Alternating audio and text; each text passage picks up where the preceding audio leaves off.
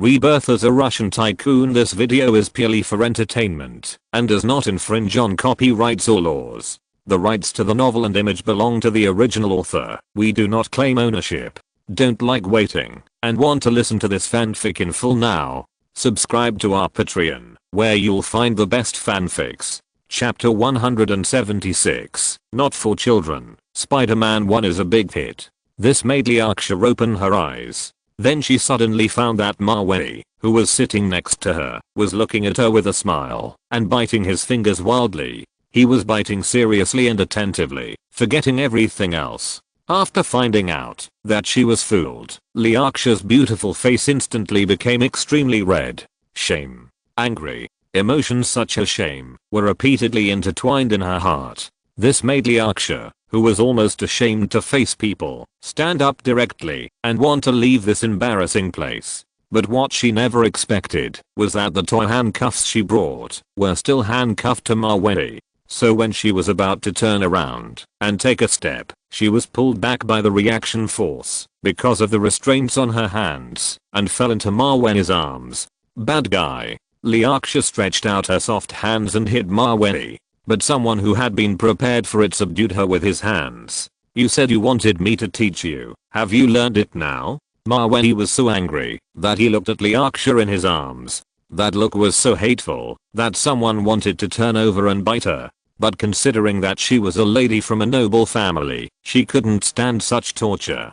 Mavey still loosened his right hand and prepared to let go of the beauty in his arms. You are so bad. Liaksha looked at Mavey angrily. Then, when Mavey loosened his hand a little, she suddenly turned over and rode on his legs. Then she looked at Mavey with a smile and said, "But I like bad men." After that, Liaksha pushed Mavey against the wall in the cinema and then kissed him hard. The dry wood and the fire ignited instantly. Considering that it would be very inconvenient to wear handcuffs next. While kissing Mavey passionately, Liaksha took out the key from her backpack and unlocked the shackles on their hands. What happened afterwards can only be described as not suitable for children. Anyway, the two of them didn't watch the whole Spider-Man movie properly. The reserved cinema was completely turned into. After a passionate moment, Mavey and Liaksha came to a nearby hotel, washed up, and changed into clean clothes. Then they lay comfortably on the bed, watched TV, and continued to do what they could not finish in the cinema. I have to say that Ukrainian girls have really good physical fitness. They are not afraid of being tortured by Russian men at all. This continued for the whole afternoon. Until the evening, the two took a shower and had dinner. Then, due to fatigue, they hugged each other and fell asleep on the bed. When they woke up the next day, it was already 9 o'clock in the morning. At this time, Mavey's mobile phone placed on the bedside suddenly rang. Hello. He answered the phone, and Liaksha next to him was still sleeping soundly on the pillow. Hello, Chairman Mavey, this is Roger from Marvel Studios. I have good news for you. As of this morning, the global box office performance of our Spider-Man 1 is $19.5 million. At this rate, it is estimated that it will reach $650 million before the end of the theater, which is not too difficult. Roger is the president of Marvel Studios and one of the senior executives who chose to stay in Marvel Comics. He was promoted to this position by Mavey, so he respects Mavey very much. Global box office $650 million? Well, you did a good job. Mavey praised on the phone. He only invested $100 million in Spider-Man 1, and now it has a box office performance of at least $650 million, which can be said to be better than in the previous life. Chairman Mavey, you are too kind.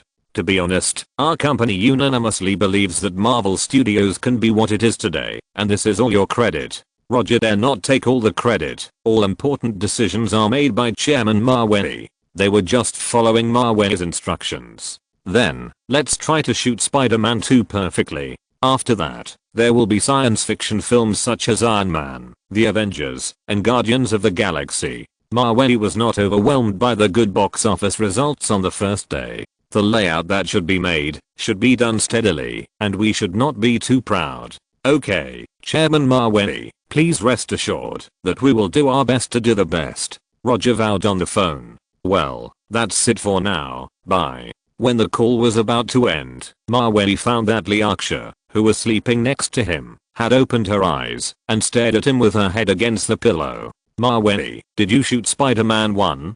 Liaksha asked Mawei in surprise. She originally thought that someone was mainly engaged in the arms business, but she didn't expect that even the hot Marvel movies were made by this man. He is simply omnipotent. Mawei didn't answer Liaksha's question, but stretched out his hand to scratch her small nose. What did you call me just now? Brother Mawei, Liaksha said with a whimper after she came to her senses. Mawei smiled after hearing this, but still didn't answer Liaksha's question. He was determined to annoy people to the end. Liaksha, who was lying next to him, had adapted to Mawei's character. She suddenly bit her lip after thinking for a while and then told Mawei something irrelevant. Brother Mawei, do you know? I heard my mother making some strange noises alone in the room several times in the middle of the night. Liaksha said to Mawei with a naive look on her face, blinking her eyes. It was completely impossible to guess what this four-dimensional girl meant by saying this.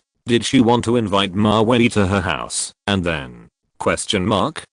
Liaksha stopped talking after this. It seemed that she was hitting back at Mawei for keeping the Spider-Man movie secret. Women are indeed very special creatures. Whether they are 18 or 28 years old, their thoughts are really hard to guess. When Mawei sent Liaksha, the daughter of the beautiful Ukrainian deputy prime minister, away, he returned to his usual salted fish life. By the end of February, the auction of Reventon and Venom on Lamborghini's official website will also end. The current highest price of Reventon is $4.55 million, and the bidder is a wealthy man in North America. The highest price of Lamborghini Venom is $6.82 million, which is about 1.5 times that of Reventon.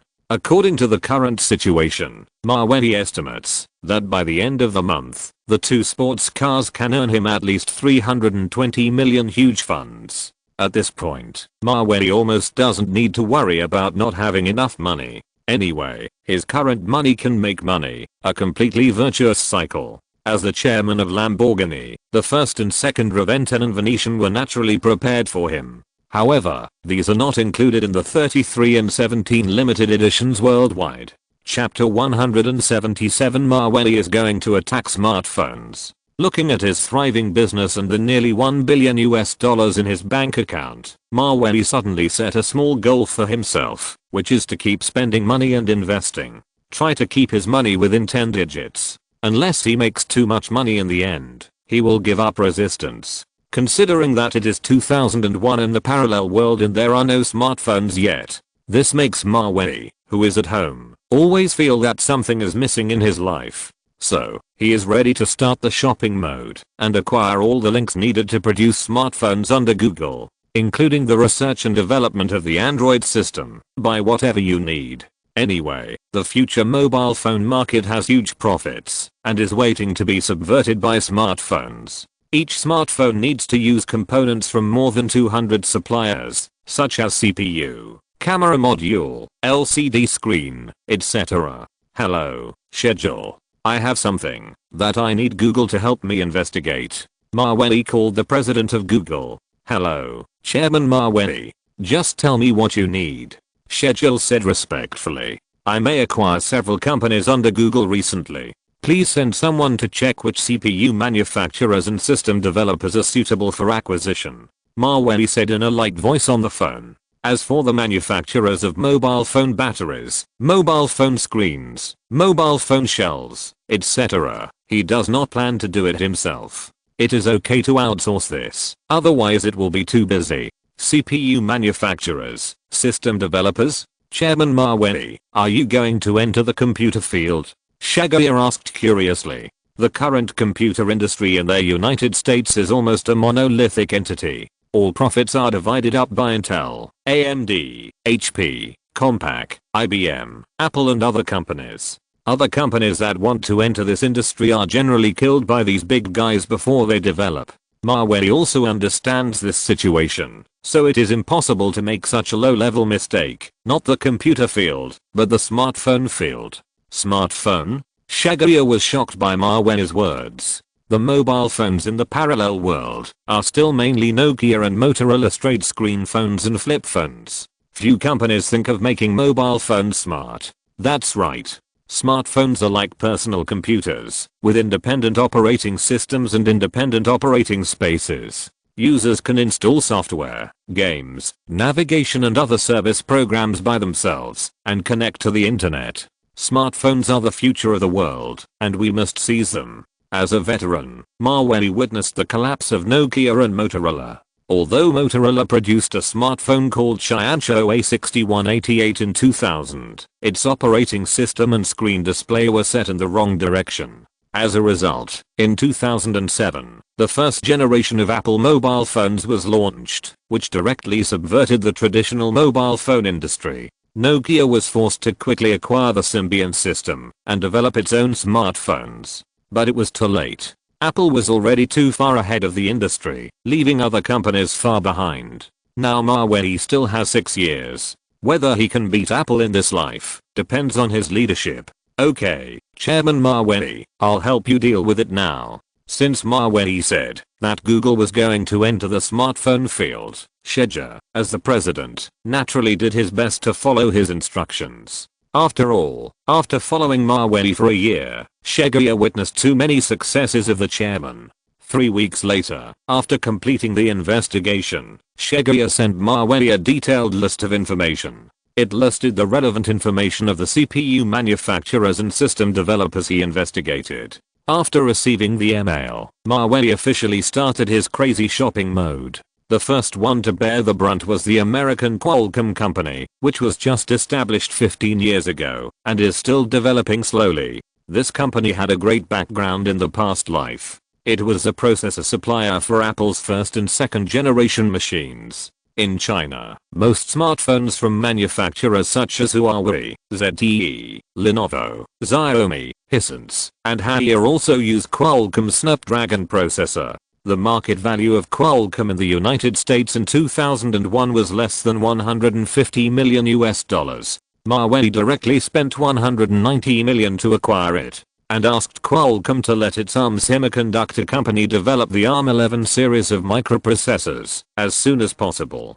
That is, the CPU chip of the smartphone. After the mobile phone CPU manufacturer is settled, the next step is system development. The programming language used in the Android system is Java, which is far less efficient and fast than Apple's Objective-C. This directly leads to the Android system becoming slower and slower as it is used. The experience is not as good as Apple's iOS system. Moreover, the programmers of the Android system actually jumped from Apple to Google. As for Apple's iOS system, it is derived from its Mac system. Therefore, the elite system developers that Maweli is looking for are naturally poached from Apple at a high price. Anyway, he offered a reward of $10 million, and whoever can develop a smartphone system that satisfies him will get the money. As the saying goes, there must be brave men under a heavy reward. Soon, Maweli's Google company recruited a lot of senior elites who jumped from Apple. Apple had to increase the salary and bonus of programmers in order to retain them.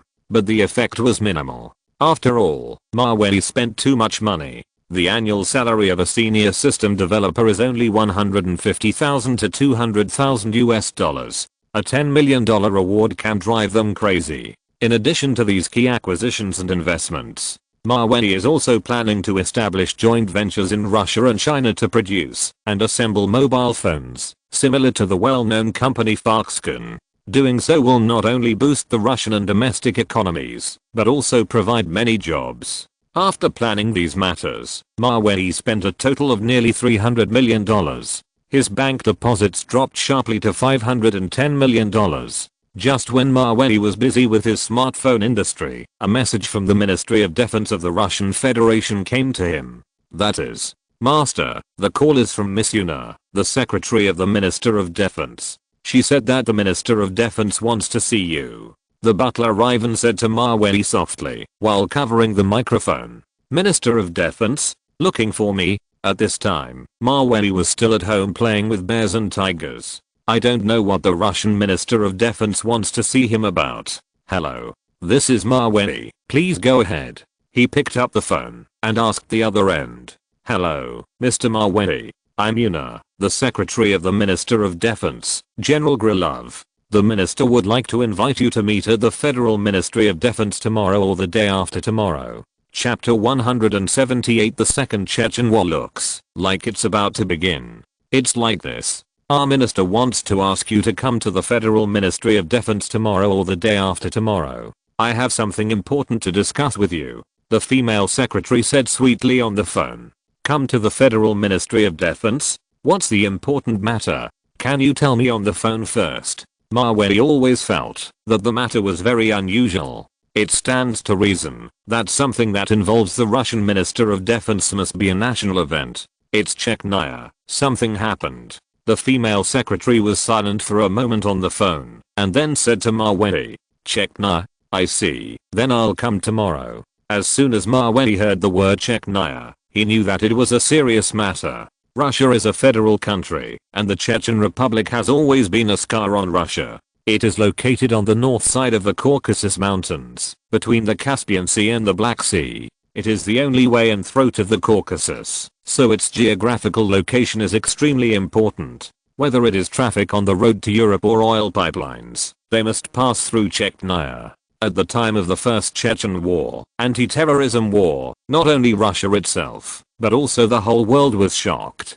Who could have thought that the invincible Soviet Red Army would fall to such a state? There were only more than 26,000 Chechen militants in total. More than 30,000 Russian mechanized troops drove tanks into the country. Then within 20 months, not only did thousands of officers and soldiers die, but they also returned empty-handed in the end. They could only temporarily sign a ceasefire agreement with Chechnya. This is the so-called Kasaviat agreement. The agreement not only requires the Russian army to withdraw from Chechnya, but also to bear the cost of Chechnya's reconstruction, and the Chechen issue must be temporarily shelved. Wait 5 years to resolve it. According to the memory of the previous life, Mawey remembered that the Second Chechen War ended with Russia's victory as early as February 2000. But I didn't expect that the parallel world has not started yet. The Chechen War is a famous anti-terrorism campaign in Russian history. If the Ministry of Defense asked Mawey to go for this matter, then the responsibility on Mawey's shoulders would be great.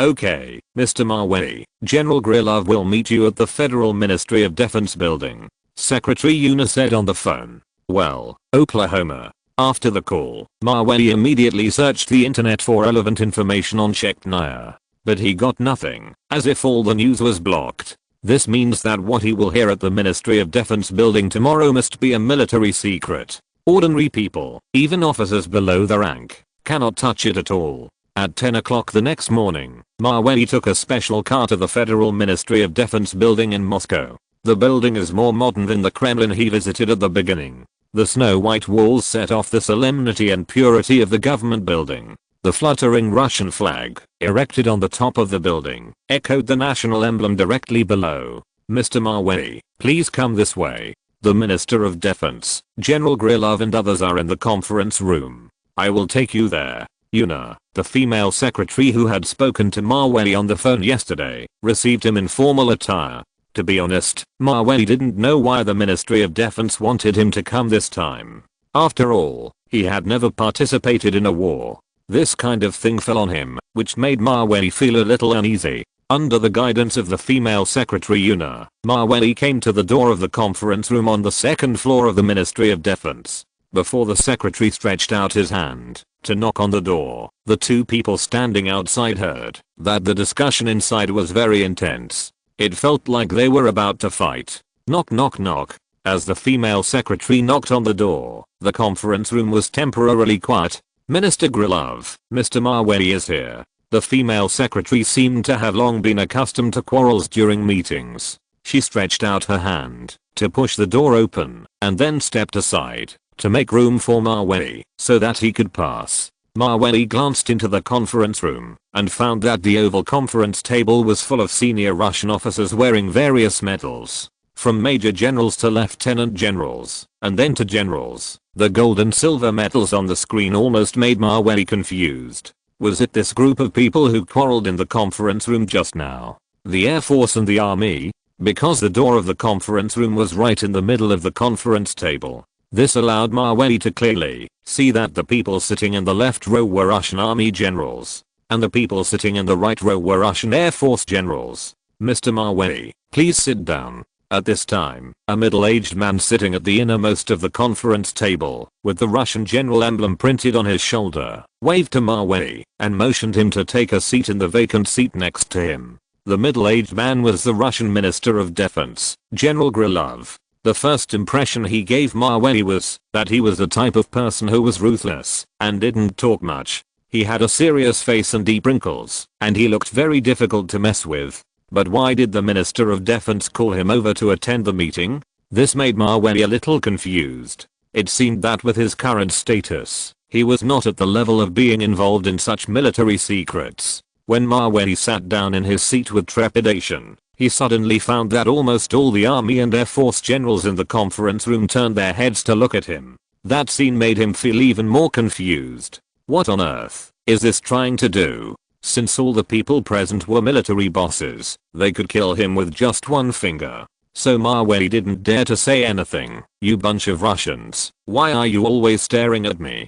Tell me, what exactly did you call me for?" However, just as Mawey was sitting in his seat in such an awkward manner, General Krylov, who was in the lead, suddenly sent someone to hand Mawey a piece of A4 white paper printed with black fonts. The content printed on the A4 paper was about how the Russian military should attack Chechnya and eliminate those Chechen terrorists. It's just that the content is relatively brief, and many details are not very complete. That's why the Russian Air Force and the Russian Army had a disagreement and a heated argument just now. Mawey was even more confused as he looked at the words on the paper. He wondered what the attack on Chechnya had to do with him. Besides, there weren't many people from the Mikoyan family who were involved in Chechnya. How could something that was obviously unrelated to him happen to him? But, just as he was thinking this, Mawey was suddenly shocked to find out, at the end of the document, his name, Mavey Ivanovich Mikoyan, was printed. What the hell is this? When did I ever make these things? Mawey was really shocked. Chapter 179 Mawey's Big Deal. At this time, Mawey suddenly remembered that when he was in Ukraine, he seemed to have discussed with Chechnya, the daughter of the Ukrainian Navy admiral, about how the Russian army should retake Chechnya and eliminate Chechen terrorists. At that time, he just gave a brief summary based on his memories of his previous life. But he didn't expect that the content he said at the time would appear on the conference table of the Ministry of Defense of the Russian Federation one day. And it also became the focus of debate between the Air Force and the Army. This is really too scary. Could it be that Chechnya used my name to send these contents to General Krylov? Mawey thought seriously for a long time, and it seemed that only this answer was the most reasonable and closest to the truth. However, at a meeting of this level, he couldn't ask at all. He could only take it as a default and look at the document without saying a word. 10,000 MMPs flashed through his mind. Should it be so exciting?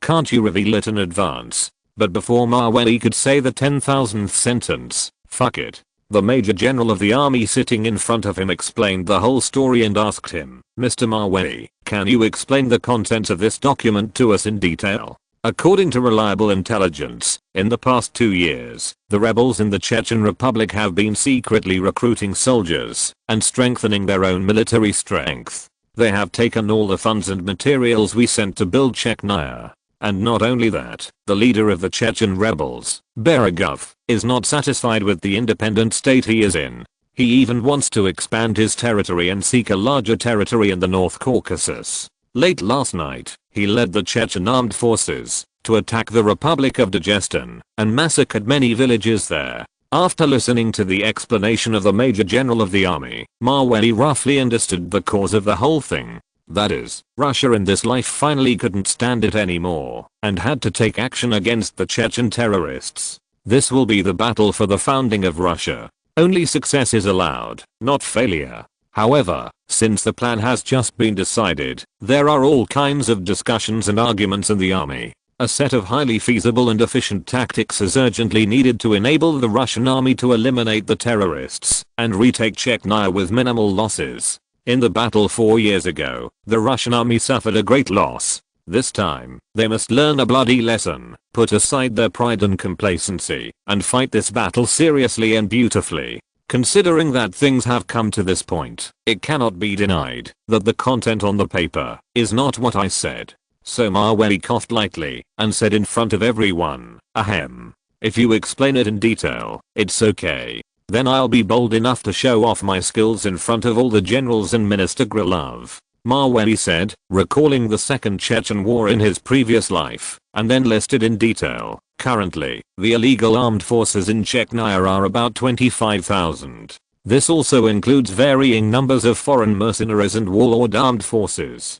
Combined with the analysis of the situation in the First Chechen campaign, I think we can, based on the North Caucasus military district, establish a joint army group to suppress the Chechen armed forces. Use aviation and artillery to fiercely attack the rebel strongholds. There are also guided missiles, aerial bombs, and cross-attacks with ground forces. As for the possible situations in this battle, what we need to guard against is that the other side is desperate and sends terrorists to sneak into our country, mix hundreds of tons of explosives with sugar or supplies and transport them to Moscow in an attempt to create panic, etc. Mawey spoke in the conference room for a full 25 minutes. He listed all the detailed tactics, various details, and various possible situations. The Russian army and air force generals who were listening to the scene could not help but nod frequently.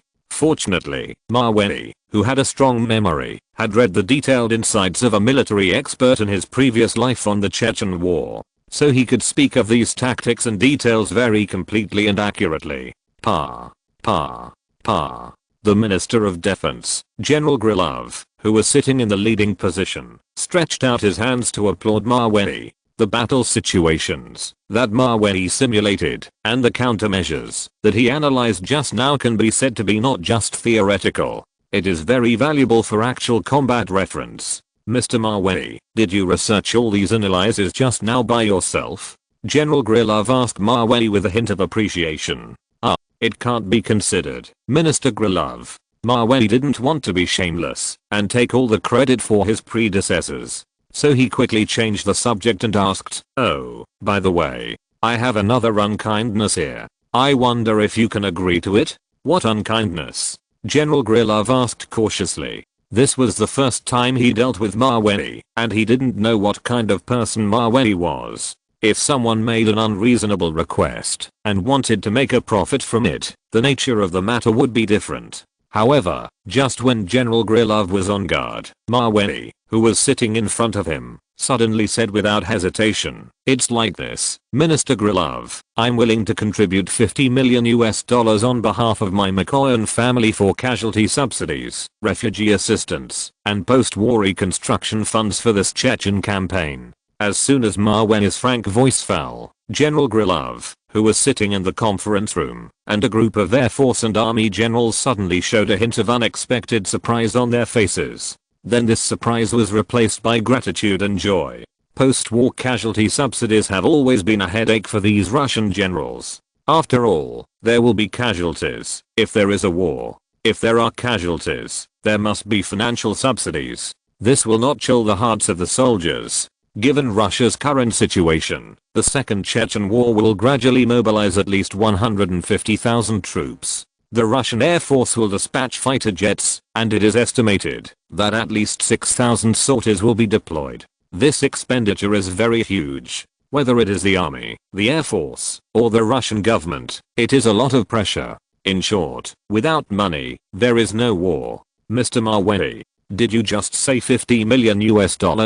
Because the amount is relatively large, General Grilov couldn't help but ask for confirmation. He just misunderstood Mawey and felt a little guilty. That's right, Minister Grilov, this is a gift from my Mikoyan family. Mawey said very affirmatively $50 million. For him now, he can spend it with his eyes closed, and it doesn't affect anything at all. But then again, this money, no matter what, Mawey must spend it.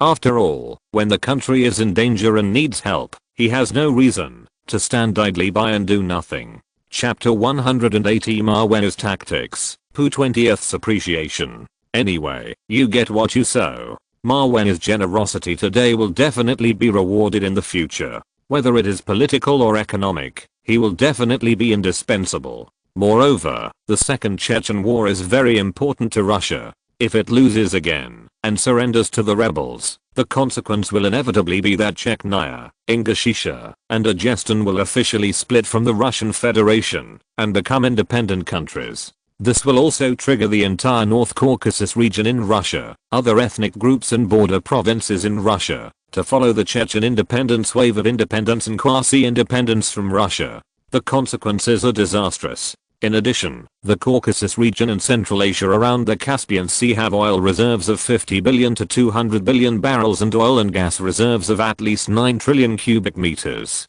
Calculated at the price of 2001, it is worth about 3.3 trillion US dollars, and there are still a large number of oil and gas pipelines to be built. This resource is very important to Russia and must not fall into the hands of the rebels. After finishing the meeting at the Ministry of Defense, Mawey immediately called Chechnya when he left the building by car. "Hello. Is there anything you want to talk to me about?" After the phone rang 3 times, it was answered by a familiar voice. "What do you think? I just came out of the Ministry of Defense building." Mawey rubbed his swollen temples. He had just used all his skills and used all his special skills. "Oh, then. Why did you call me?" Chechnya, with a business-like look, pretended to know nothing. "I called you to thank you for the good things you did for me, and let me." Mawey deliberately stopped talking halfway. Women's hearts are really like needles in the sea. Sometimes you don't know what they are thinking about. In front of the Minister of Defense, "What's wrong? Nothing happened?" Chechnya asked with a hint of concern. She did this not to deliberately joke with Mawey. It was to repay him for the help he provided to Ukraine. So he asked his father, Admiral Petrovich, to tell Defense Minister Grilov about the tactics he mentioned at the beginning. This was to make Mawey get more attention from the Russian military. After all, in Chechenya's view, the content of Mawey's analysis was very far-sighted. It should be helpful for this Chechen campaign. Nothing serious happened, but, Mawey said on the phone, hesitant to speak. "But what?" Chechnya asked in a delicate voice. "But, if you want to do such things again in the future, can you notify me a little in advance?" Mawey also knew that Chechnya was not malicious to make trouble for him. It was just because of her military family and personality that she did things in a decisive manner and there was no room for negotiation. Knowing that Mawey had no accidents, Chechnya was a little relieved. So her tone became cold again. "Oh, if there is nothing else, I'll hang up first." Faced with the hot and cold attitude of the beautiful Major, Mawey really didn't know what to say. However, just when he thought the call was over, Chechnya on the other end of the phone suddenly said to him, "Mawey, I'll let you know in advance that I may come to Moscow next Wednesday. You should prepare." When Chechnya said the 5 words "you should prepare," her tone was obviously different. This was obviously telling Mawey that she would come to him next Wednesday to collect public grain. Next Wednesday? Okay, then I'll prepare. Mawey simply calculated the time. Tomorrow and the day after tomorrow, he will go to the United States to find Goddess Jennifer and reminisce about the past. By the way, he will unlock some new postures with the goddess, such as oral sex, using breasts, etc. Calculated in this way, there is still plenty of time, and the body should be able to recover. Well, that's it. Hang up.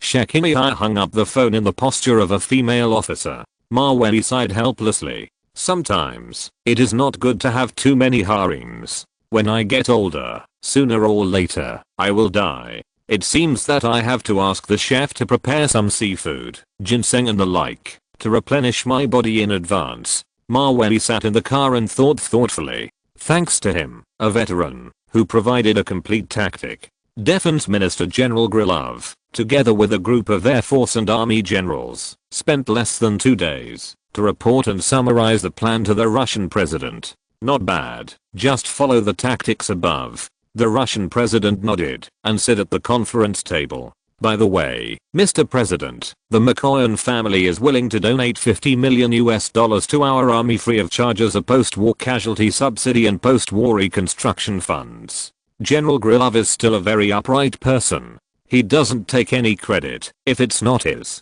Oh, it's that Mavey again. After hearing this, the Russian president couldn't help but raise his eyebrows. He had heard the name of the Mikoyan family and Mavey more than once recently. Yes, Mr. President, it's Mavey from the Mikoyan family. I think this young man is a useful talent, and he is also very loyal to the country, unlike those financial oligarchs who suck the blood of the people.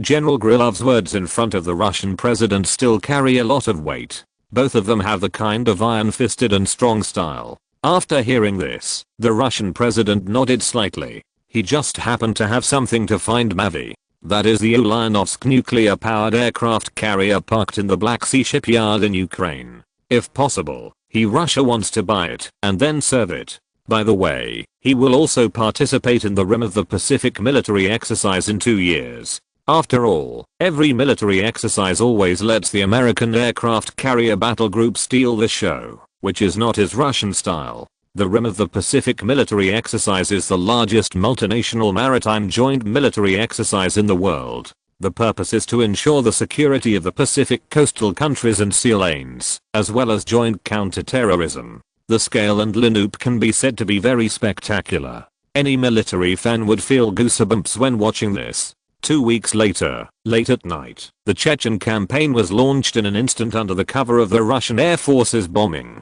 T-90 tanks, guided missiles, anti-aircraft guns and other heavy weapons took turns to attack the Chechen militants. The entire battle lasted only more than 5 months, and the Russian Federation won a complete victory, eliminating the terrorist leader, Berigov, and his followers. It was 4 months faster than the 9-month battle in the previous life. Casualties were also reduced by 1/3, which can be said to be very good.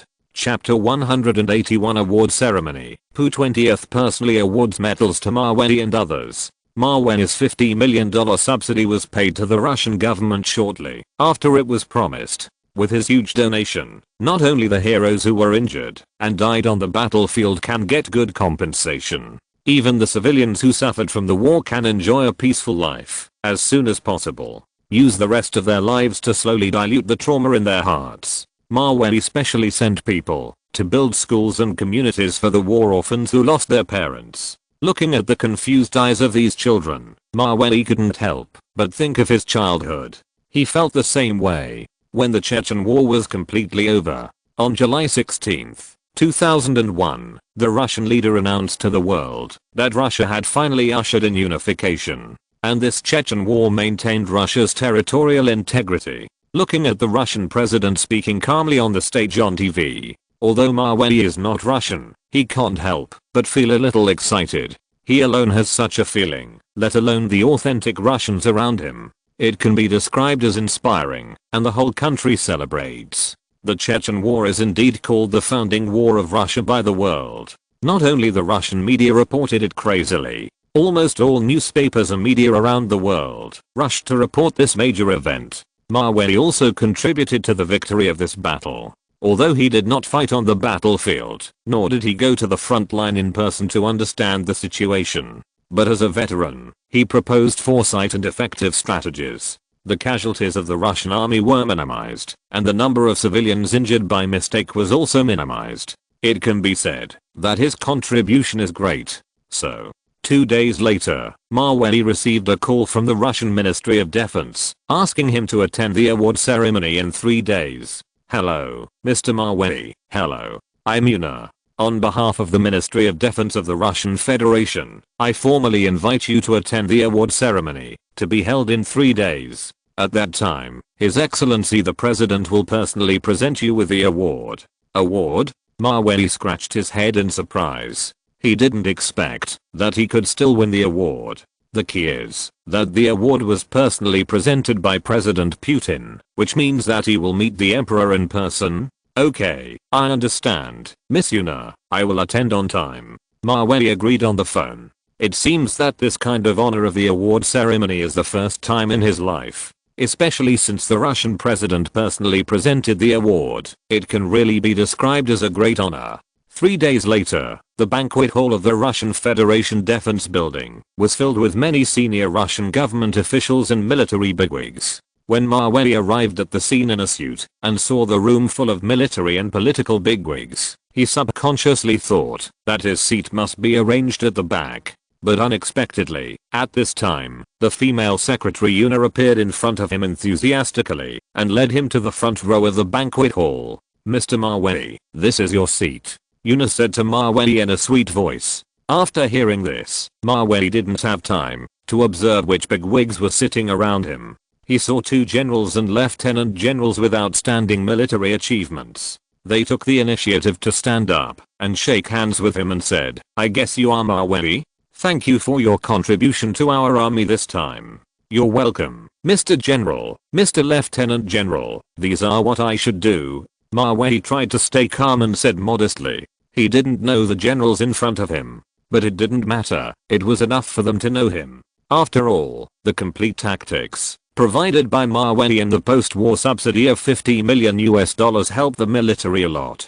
This is more grateful and admirable to the military than introducing business. In addition to the 2 generals and lieutenant generals of the army who took the initiative to shake hands with him, some Russian senior officials around also stepped forward and wanted to meet this legendary young man. "Hello, Mr. Mawey. I have always heard Defense Minister General Grilov praise you in the office. I didn't expect to see you so young today." The person who spoke to Mawey was the Deputy Prime Minister of the Russian Federation government. Standing next to the Deputy Prime Minister were some leaders of the Russian Federation government agencies, all of whom were over 40 or 50 years old. Mawey was a young man in his early 20s, and the picture felt very. "Thank you for the compliment, Mr. Deputy Prime Minister," Mawey still said modestly. In such a grand and high-profile occasion, he would not be complacent or self-satisfied. Being low-key and humble is a must to leave a good impression on leaders from all parties. After shaking hands in turn, Mawey suddenly realized, as a rich second-generation Russian, the hands he touched the most in this life were not the hands of beautiful women and young models, but the hands of these old men in front of him. Thinking of this, Mawey suddenly felt very sorry for his right hand. In the future, he must try to touch more beautiful women and give him a good compensation. However, just as Mawey was thinking about this, the door of the banquet hall was suddenly opened by the guard, and then a middle-aged man in a suit, whose appearance made Mawey very familiar, walked into the hall under the escort of the guard. With the appearance of the middle-aged man, everyone present stood up immediately. Some officers standing nearby even took off their military caps and saluted the man. "Your Excellency the President. You are here, Your Excellency the President."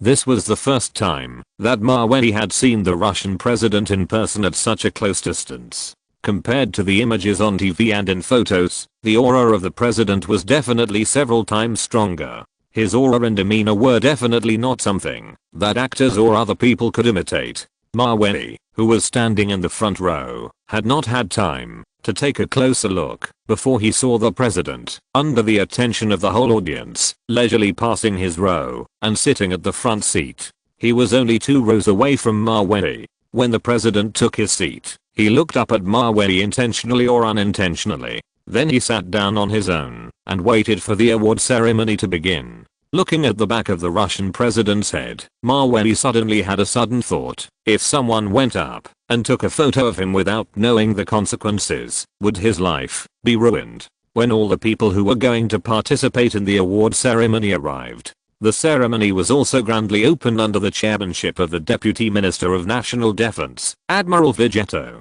Thank you all for taking the time out of your busy schedule to attend this award ceremony organized by our Ministry of National Defense. Admiral Vigetto held the microphone and gave an opening speech to the crowd for more than 15 minutes. Chapter 182 Close Encounter with Pu 20th. Then Admiral Vigetto handed over the right to speak to the army general who participated in the Chechen campaign and asked him to make a report and summary in public. These procedures lasted for about 45 minutes. Everyone present listened carefully, and there was absolutely no impatience or dozing off. Mawey, who was sitting in the front row, naturally listened to the summary attentively. After all, there were so many big men watching. Once he was slack, the impression would be very bad. About 10 minutes later, Admiral Vigetto, who was in charge of the presidency, picked up a list from the podium. Then he read loudly to the audience Please invite Valentin Ivanovich Toporov, Igor Mikhailovich Bobresh, and Mavey Ivanovich Mikoyan to the stage. Admiral Vigetto read out more than a dozen Russian names in a row. The last one to appear was Maweli himself. Hearing the admiral inviting him to the stage, Maweli couldn't help swallowing his saliva, then stood up slowly and walked towards the stage step by step under the gaze of the bigwigs around him. This short distance of a few meters felt like half an hour to Maweli, especially when he walked up the steps and accidentally caught a glimpse of the Russian president in the front row. Maweli suddenly discovered that the president was sitting in his seat, looking at him. The two of them looked at each other, and to be honest, that feeling really made Maweli a little nervous. Even his lips and throat became a little dry. When all the people on the list stood in a row on the stage, Maweli saw the military and political bigwigs in the audience, one after another, turning their eyes to them. The scene was really extraordinary. At this time, Admiral Vigetto took the microphone and said, "Ladies and gentlemen, the officers and sergeants standing in front of the stage are the heroes who have made outstanding contributions to the Chechen campaign. Now we invite our president to personally present the awards to our Russian heroes." As Admiral Vigetto finished speaking, everyone present burst into warm applause. Under the applause, the Russian president in the front row stood up with a serious face and walked straight to the stage. At the same time, two Russian female officers who had been waiting for a long time were holding trays with medals. When the Russian president came to the stage, Admiral Vigetto naturally handed the microphone in his hand to him. "Your Excellency the President, please say a few words." The Russian president reached out to take the microphone and then said in public in a concise and powerful manner, "Thank you all for your outstanding contributions to our country." After speaking, he picked up the Zhukov medal on the female officer's tray and presented it to everyone on the stage one by one. This medal is awarded to those who have made outstanding contributions in the Russian military field, ground warfare, large-scale operations, etc. Maweli was also fortunate to receive this honor, and this Zhukov medal was personally worn on their chests by the Russian president. This honor, don't mention how glorious it is. When each sergeant was personally awarded the medal by the Russian president, Maweli took a quick look at the progress and found that there were still 2 positions before it was his turn. Thump, thump, thump. His heart seemed to be beating a little hard. I don't know if it was because of nervousness or something else, but it doesn't matter anymore, because in half a minute, the distance between him and the Russian president will be only 25 centimeters. To be honest, Maweli's whole state now is a bit blank, and I don't know what he is thinking. He just subconsciously waited for what was going to happen next. However, he didn't have to wait too long, and the Russian president, Putin, who was wearing a suit, appeared in front of him with a serious face. In his hand was the glorious Zhukov medal. "Thank you for your contribution to the country," he whispered to Maweli. Then he skillfully put the medal on him. He also shook hands with Maweli and took a photo in front of the photographer. 5 minutes later, the entire award ceremony ended smoothly with the applause of all the senior officials. The photo of Maweli and the Russian president was sent to his Mikoyan family and his own home. After it was developed the next day, in order to prevent such photos from being destroyed by the 2 big and 1 little idiots at home, Maweli asked the housekeeper to arrange for a craftsman to make a sturdy photo frame and hang it on the wall. After the large-scale battle in Chechnya ended perfectly, the guerrilla warfare in some areas has not yet ended completely. Maweli's identity and status in the Russian army also rose. Many people no longer regard him as just a capable arms dealer. They almost regard him as their own. It is precisely because of this relationship and Maweli's shrewdness and ability, so the Russian government arranged a big client for him to receive. And this so-called big client is the Southeast Asian bully Vietnam, who spent $1 billion to buy military equipment from Russia in the previous life. It's just that in this life, Vietnam tried to trade with Russia for the first time. It's still unknown what to buy: fighter jets, Kilo-class submarines, Grisha-class frigates, T-90S main battle tanks. This may require recommendations from the Russian side. That is, Maweli will be fully responsible for this transaction. Vietnam's military budget is exactly $1 billion. Vietnamese Prime Minister Nguyen Phan Anh will bring representatives of the Navy, Army, and Air Force to Russia for a visit and inspection. Choose how to spend the $1 billion US. Mr. Mawei, the Vietnamese delegation is expected to visit us in Russia at 11 AM next Tuesday. At that time, I hope you will represent our military to receive their arrival well. If there is anything you need to cooperate with, please let me know. A middle-aged Russian officer said to Mawei very politely on the phone. Mawei, who was on the other end of the phone, thought for a moment, and then said to the officer in a deep voice, "Okay, I understand. I'll take care of it. I won't let you down." After the call ended, Mawei sat at home thoughtfully, thinking about how to entertain the group of ungrateful people from Vietnam. The reason why Vietnam is an ungrateful person in Mawei's heart is that Vietnam is ungrateful. It dreams of becoming a great power every day. With the help of Country Z, it defeated France and the United States, two Western powers, one after another. Then Vietnam's ambitions expanded rapidly, calling itself the little overlord of Southeast Asia and the third most powerful military country in the world. If you're listening to this novel on a channel other than Fanfic World, it means they downloaded and uploaded it without effort. We cordially invite you to visit our channel, Mundo Fanfic Novelos. There you'll find the original version of this story and you can explore many other novels of various genres. We're waiting for you to immerse yourself in a world of incredible novels.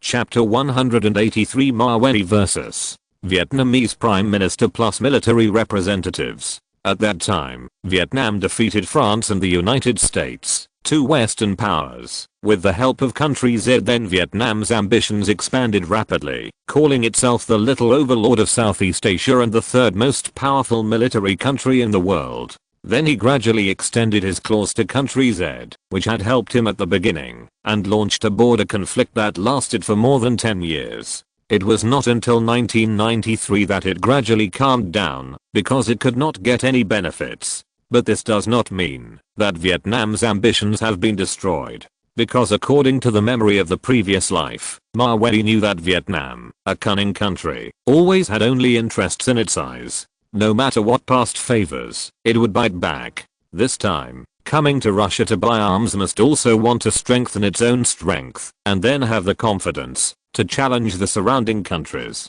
Therefore, fortunately, the Russian military asked Mawei to represent them in the negotiation of this transaction. In short, this small country of Vietnam fell into the hands of Mawei. He must come with a smile and go back with tears. Otherwise, if someone else receives it, Vietnam might return with a full load and then do all kinds of evil. Mawei thought about the battle plan at home. The current situation is that Vietnam has money and wants to buy military equipment. So he must do this business. Otherwise, Vietnam might go to the Americans to buy planes and submarines. That would be a waste of effort. Although the United States fought a war with Vietnam and killed many Vietnamese. But after that, Vietnam took the initiative to welcome the US fleet to visit the country. Obviously, it is the same as Japan in the past, a typical bullying of the weak. Based on the above considerations, Mawei plans to refurbish the Russian equipment that is about to be eliminated or has been eliminated and sell it to Vietnam at a high price. As for the price, of course, it is sold according to the price of advanced weapons. They are slaughtered like fat sheep, so happy. Time passed in a blink of an eye, and soon it was 11 o'clock in the morning of next Tuesday. A Boeing 737 passenger plane carrying the Vietnamese Prime Minister, Nguyen Phan Anh, and representatives of their Navy, Army, and Air Force arrived at Moscow International Airport on time. Mawei, who was in charge of the reception, had been waiting on the airport apron. However, this time, the standard fleet for the Vietnamese guests was completely the most ordinary old Jeep military vehicles. And there was no air conditioning, and the seats were so hard that they could hurt your waist. Seeing that the Vietnamese Prime Minister, Nguyen Phan Anh, who had just stepped off the plane, and the representatives of the Navy, Army, and Air Force behind him thought it was a plane that flew back to Vietnam again. Because their Vietnamese military vehicles are of this old style. Vietnamese Prime Minister Nguyen Phan Anh, looking at the scale of the reception in front of him, did not dare to dislike anything. After all, Vietnam is just a very small country. Even if it was ambitious at the beginning, it only dared to consider itself the third strongest in the world. It did not dare to steal Russia's limelight and status at all. Hello, Prime Minister Nguyen Phan Anh. Mawei came forward indifferently to receive everyone. In the eyes of many foreigners, they always mistake Vietnamese for Chinese. They think that the two countries look very similar, with yellow skin, black hair, and brown eyes. And the pronunciation of their names is also. But in Mawei's eyes, Vietnamese and Chinese are very easy to distinguish. Just like the image of Vietnamese in many cartoons, with sallow skin and gloomy eyes, they always give people a cunning feeling, rather than being honest. Hello, I guess you are Mr. Mawei. I have heard of you for a long time. I have also heard about you in Vietnam. Vietnamese Prime Minister Nguyen Phuong said with a smile and shook hands with Mawei. Compared with the previous receptions, this time Mawei can be said to be the most perfunctory. He smiled and thanked the Vietnamese Prime Minister for his compliments, and then calmly withdrew his right hand. He signaled that everyone could get on the bus. Then, Mawei seriously took the Vietnamese guests to visit their Russian Army base and Air Force base. As for the naval base, Mawei did not arrange it, because he knew that once he sold the Loki-class submarines, Grisha-class frigates, and even modern-class destroyers to this group of Vietnamese people, then they would mostly use them in the XC in the future, causing disputes. After all, Vietnam is a place with very small territorial waters, and it is the XC when it goes out to sea. This is selling them advanced warships. Then Mawei is an accomplice to the tiger. Oh, no, Vietnam is not a tiger, at best it is a coyote. So it is an accomplice of the wolf. Mawei absent-mindedly took the guests to visit 2 military bases. Although his attitude was very ordinary, the Vietnamese visitors, especially the representatives of the Army and Air Force, were very excited. After all, these heavy weapons of Russia, Soviet fighters, MiG fighters, T-90S main battle tanks, etc., are all what Vietnam needs most now. Mr. Mawei, I would like to ask, how much is your Su-37 fighter and MiG-29 fighter? The representative of the Vietnamese Air Force asked Mawei with great interest. After hearing this, Mawei did not think much about it, and said helplessly, I'm sorry, our Russian Su-37 fighter and MiG-29 fighter are not within the scope of this sale. If you want to buy, we can only sell the second generation fighter such as MiG-21. The Su-37 is a 4th generation fighter, and its combat effectiveness is very strong. Mawei will definitely not sell it. Even if it is to make money, you can't make this kind of money. At most, they can sell Vietnam 2nd generation fighters, but this is much better than their own old-fashioned aircraft. So, Mr. Mawei, how are you going to sell the MiG-21 fighters? The representative of the Vietnamese Air Force did not show dissatisfaction, but asked patiently. The reason why he behaved like this is because of Russia's strong military strength and the small country mentality of the Vietnamese. So even if Mawei is a little more assertive and difficult, the other party will think it is justified. On the contrary, if Mawei takes the initiative to show goodwill and behaves very friendly, then the other party will be a villain and make an inch. MiG-21 fighter, $36 million apiece. Mawei directly reported the price higher. The 2nd generation fighter was sold at a higher price than the 4th generation fighter. $36 million. Then Mr. Mawei, if we buy more, can we get a discount? The representative of the Vietnamese Air Force asked Mawei with concern. There is no discount. Besides Vietnam, Laos, Cambodia, and Thailand all have the need to buy fighter jets. Our 2 major Russian design bureaus only produce this many fighter jets a year. Which country do you think we should sell them to? Mawei said with perfect deception. The countries he cited as examples were all Vietnam's neighbors. His purpose was to put pressure on the Vietnamese government and military. Chapter 184. Mawei fights with Vietnamese military representatives. Tell them clearly that, if you don't buy these 2nd generation fighters at a high price, then they, Russia, will sell these fighters and bombers to your neighboring countries. At that time, if there is a conflict between the two sides, they will use me fighters to beat you up, and they, Russia, will not care. And there is one thing that Mawei did not say clearly. That is, the quality of the 2nd generation fighters they sell is not guaranteed. If the engine fails or the landing gear loses control halfway through the flight, then they, Russia, will not care. It all depends on your luck in Vietnam. The military reception, the reception to the level of Mawei, is really unprecedented and will never be repeated. but this cannot be blamed on him. If you want to blame someone, blame Vietnam, which is really ungrateful and profit-seeking. Hiss. Mr. Mawei, your Russian military have Laos, Cambodia, and Thailand ordered fighters from you? At this time, the representative of the Vietnamese Air Force asked anxiously. The information provided by Mawei is very important to them. Vietnam. It is even as important as purchasing arms. I can't reveal more about this. Anyway, since the dispute with Turkey was resolved, many countries want to import our Soviet fighters and MiG fighters. Mawei replied in a light tone. Whether it is buying and selling fighters or nuclear bombs, it is all sales. It is a psychological game. After listening to Mawei's words, the Air Force representative looked solemnly at Vietnamese Prime Minister Nguyen Phuong. If Laos, Cambodia, and Thailand order Russian fighters in advance, it will be a great threat to Vietnam. Mr. Mawei, in addition to fighters, I would like to ask about your country's T-90S tanks. Can it be sold? How much is one? If conditions permit, our Vietnamese army may want to buy some back.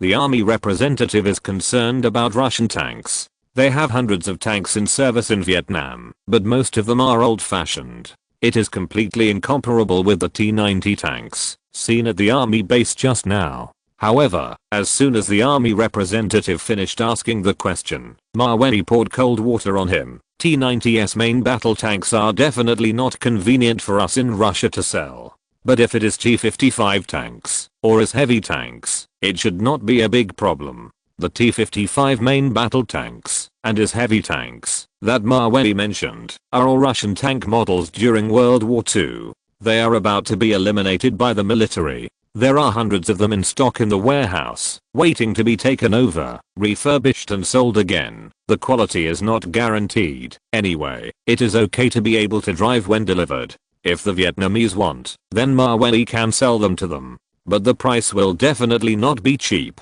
After listening, the Vietnamese army representative thought about it seriously, and then asked Mawei, then Mr. Mawei, how much do your country's T-55 tanks, and his heavy tanks sell for respectively? If the price is right, we may buy 40 or 50 of them on the spot. The Vietnamese government is in urgent need of improving its military strength, and has given the Navy, Army, and Air Force a lot of decision-making power. So as long as they nod, they can pay immediately, and make a deal. But, the number of 40 or 50 tanks, in someone's eyes, is obviously too small to be sold. 40 or 50? Mawei couldn't help but raise his eyebrows. Sorry, we don't do small business like this, if it's less than 100 tanks. After hearing this, the army representative was silent for a moment. 50 tanks, in the eyes of their Vietnamese army, are already a lot of tanks. But in the eyes of the Russians, they are not even enough to fill their teeth, and they are not even bothered to sell them. The army representative was also forced by Mawei to no avail, who said that Russia is awesome. He had to ask without giving up, then how much do you sell the 100 T-55 tanks for? $80 million US. No bargaining. Mawei directly sold the T-55 tanks for more than the T-90 tanks. But even so, the guests from Vietnam, after thinking about it, are willing to pay for it. Otherwise, Mawei will sell the tanks to their neighboring countries. In the end, it is still Vietnam itself that suffers. This is the typical mentality of a small country. Okay, Mr. Mawei, then our Vietnamese army has decided to order 100 T-55 tanks directly from your country. When can they be shipped to our Vietnam? The army representative asked Mawei seriously. They Vietnam prepared $1 billion US in military supplies this time. According to the calculation of 1/3 for the Navy, Army, and Air Force, the budget allocated to the Army may be around $330 million US. Sorry, I forgot to say, just now that the cost of $80 million US does not include transportation. And we Russians are not responsible for transportation. You have to send a ship yourself. Mawei said very clearly. 100 tanks must be shipped by sea. There are great risks. If the ship sinks, more than 4,000 tons of goods cannot be salvaged. All losses will be borne by themselves. So Mawei will definitely not bear this risk. Even if he buys insurance, there will be a loss of about 30%. After listening to Mawei's words, the Vietnamese army representative nodded to show his understanding. As long as Russia is willing to sell arms to him, it doesn't matter if it's a little tiring or expensive. So in the end, Mawei directly used his perfect psychological warfare to sell military equipment to Vietnam's neighboring countries as a threat. Within 3 days, he successfully fooled the Vietnamese army and bought 220 T-55 tanks, which is $176 million US. He fooled the Vietnamese Air Force and bought 6 MiG-21 fighters, which is $216 million US. He successfully consumed the Vietnamese government's $392 million US budget. As for the remaining $600 million, Mawei planned to pursue the victory and use the same coercion and inducement to spend them all. Otherwise, if things change, Vietnam will find other countries to buy military supplies, which will be bad. Vietnam in the previous life was also so stupid, spending $1 billion US to buy a large amount of backward equipment from Russia. Mawei's approach severely pitted Vietnam. The key is that the Russian army is also quite satisfied with his approach. It perfectly solved the infantry equipment in the army that was about to be eliminated and destroyed. The money earned is more than selling the most advanced weapons. This deal is simply amazing. It seems that all future military supply negotiations will have to be negotiated through someone else. Mawei only heard about this honor and laughed about it, and he was not too proud. Anyway, to be honest, he has been cheating others in Russia for a long time. For example, in his previous life, he sold inferior fighter jets to Malaysia. In the 2014 Winter Olympics, the decoration of the Olympic Village cheated athletes from many countries. There are so many things like this that it would take 3 days to talk about them all. This is only the first time that Mawei has cheated someone, so he is definitely a newbie. Chapter 185, Chechen Guerrilla Warfare. Mawei's elite mercenary group. After fooling the Vietnamese delegation, it took less than a week for the other party to obediently send the $1 billion order to the Russian government. This completely confirmed what netizens said: stupid people with a lot of money come quickly. Vietnam was also so stupid in the previous life, spending $1 billion to buy a large number of backward equipment from Russia. It was not until more than 10 years later that Russia sold it a higher level. Many of the $1 billion orders will go to Mawei's Sukhoi Design Bureau and Mikoyan Design Bureau. As for the T-55 tanks that were fooled, Mawei did not covet the profit, just treated as a favor to the Russian army. However, he gave a favor, but it was a favor. The Russian army was also very generous and directly gave Mawei some secret weapons that were not sold to the outside world. Among them was the famous TOS-1 flamethrower tank. This tank is powerful and technologically advanced, but it has always been kept secret. It is an important battlefield suppression weapon. Its weapon system is a 24-tube 220mm rocket launcher arranged in 3 layers. It can be equipped with incendiary warheads and air combustion warheads. The range is between 400 and 3,500 meters. According to a major general of the Russian army, they once conducted an experiment. That is, using only one TOS-1 flamethrower tank, firing a round of 24 rockets, it can destroy a small village or a large-scale cluster target within 7.5 seconds. The power can definitely be described by the word destruction. In addition to such a terrifying TOS-1 flamethrower tank, the Russian army also gave Mawei a lot of other equipment used to equip his Mavey security company. After more than a year of low-key development, Mawei's security employment company currently has a security personnel number of 1,500 people. These 1,500 people are not ordinary bodyguards. They are all elites who have passed the tests of Russian bases, American bases, Ukrainian bases, and tripartite bases and finally broke through the siege. Everyone is a very good fighter. They can fight against terrorism and kill enemies and guard the country. They can protect the safety of important people and complete the task perfectly. Moreover, almost every elite trained from the Mavey security company has multiple tactics and multiple adaptability. This is all thanks to Mawei's cross-training model. It combines the combat experience of the Alpha Special Forces, the tactical guidance of the Signal Flag Special Forces, the advantages of the US Secret Service, the US Marine Corps, the British Royal Special Air Service, etc., and has developed the combat characteristics of his Mavey mercenary group. Of course, this combat characteristic cannot be completed by Mavey alone. At the beginning, he spent a lot of effort and money to find many military tactical masters and street fighting experts to jointly develop it. There are many things that an elite mercenary group of 1,500 people can do. In addition to ensuring the safety of important customers, the next most important task is to eliminate the remaining terrorists in Chechnya. That's right, the full-scale battle in Chechnya has now ended perfectly. But the militants remaining in Chechnya are fighting the Russian army in the form of guerrilla warfare every day. This kind of small-scale battle where the enemy retreats and I fight, and the enemy advances and I retreat, is very difficult for the Russian army to fight. After all, they were trained at the beginning, and had no experience in this area. They could only call the Alpha Special Forces to cooperate and help, to see if they had any good ideas. But unfortunately, the Alpha Special Forces were not numerous. So, under such circumstances, the Russian government naturally found Mavey, who had a good relationship with them, and paid him a large sum of money, hoping that his Mavey mercenary group could send out the best fighters to participate in the next guerrilla campaign. After the Russian government's order was issued, the Alpha Special Forces also sent someone to contact Mavey. Mr. Mavey, I'm from the Alpha Special Forces. I heard that your mercenary group will also cooperate with my special forces to carry out this Chechen mission? Yes, that's right. Mavey said indifferently on the phone. In order to win the first victory in this battle, Mavey also invested a large sum of money to buy many of the most sophisticated equipment for his mercenary group. It cost him $8 million.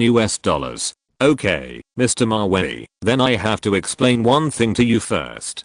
That is, starting from next week's operation, the 625 people sent by your mercenary group must unconditionally obey the dispatch of our Alpha Special Forces. The Special Forces officer on the phone said to Mavey without question. Well, okay. But I have to remind you, officer, large-scale battles are different from guerrilla warfare. The number of casualties in guerrilla warfare is likely to be several times that of large-scale battles. Mavey had to remind him on the phone.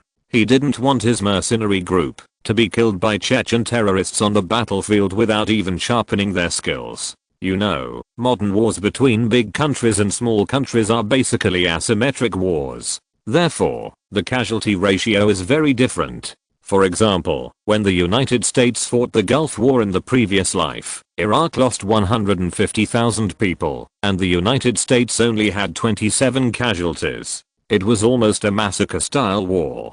But later, when fighting guerrilla warfare with Iraq, more American soldiers were killed, and many soldiers died almost every day. After all, small-scale battles are hard to defend against. Even if you are equipped with sophisticated and advanced equipment, someone else can hide in the dark and suddenly attack you with an AK-47 worth tens of dollars.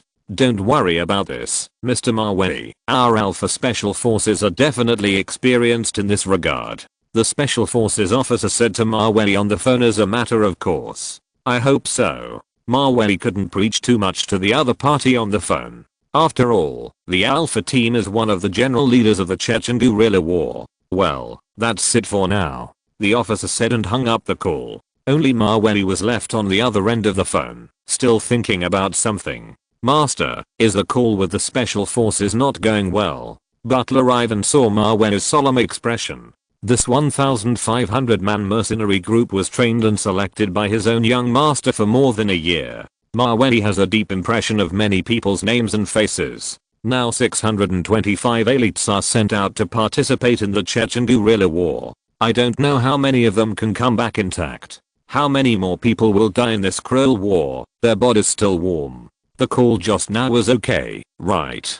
Mavey knew that, if the mercenary group wanted to grow and become stronger, it would be useless to just stay in the base and train. No matter how much they practiced, they were just flowers in a greenhouse. Only after experiencing the baptism of a real battlefield could they cultivate truly powerful warriors and truly powerful mercenaries. Chapter 186. News arrives, heading to the battlefield. And it's not just this Chechen campaign. In more than a month, it will be September 11th, 2001. Mavey doesn't know whether the 911 terrorist attacks in the United States that shocked the world will happen. But if it breaks out, the global anti-terrorism situation will be triggered instantly. At that time, his mercenary group will probably receive a lot of anti-terrorism orders and requests. After all, the Blackwater security company was rapidly developed by the 911 incident. After the call with the officers of the Alpha Special Forces, 2 weeks passed quickly.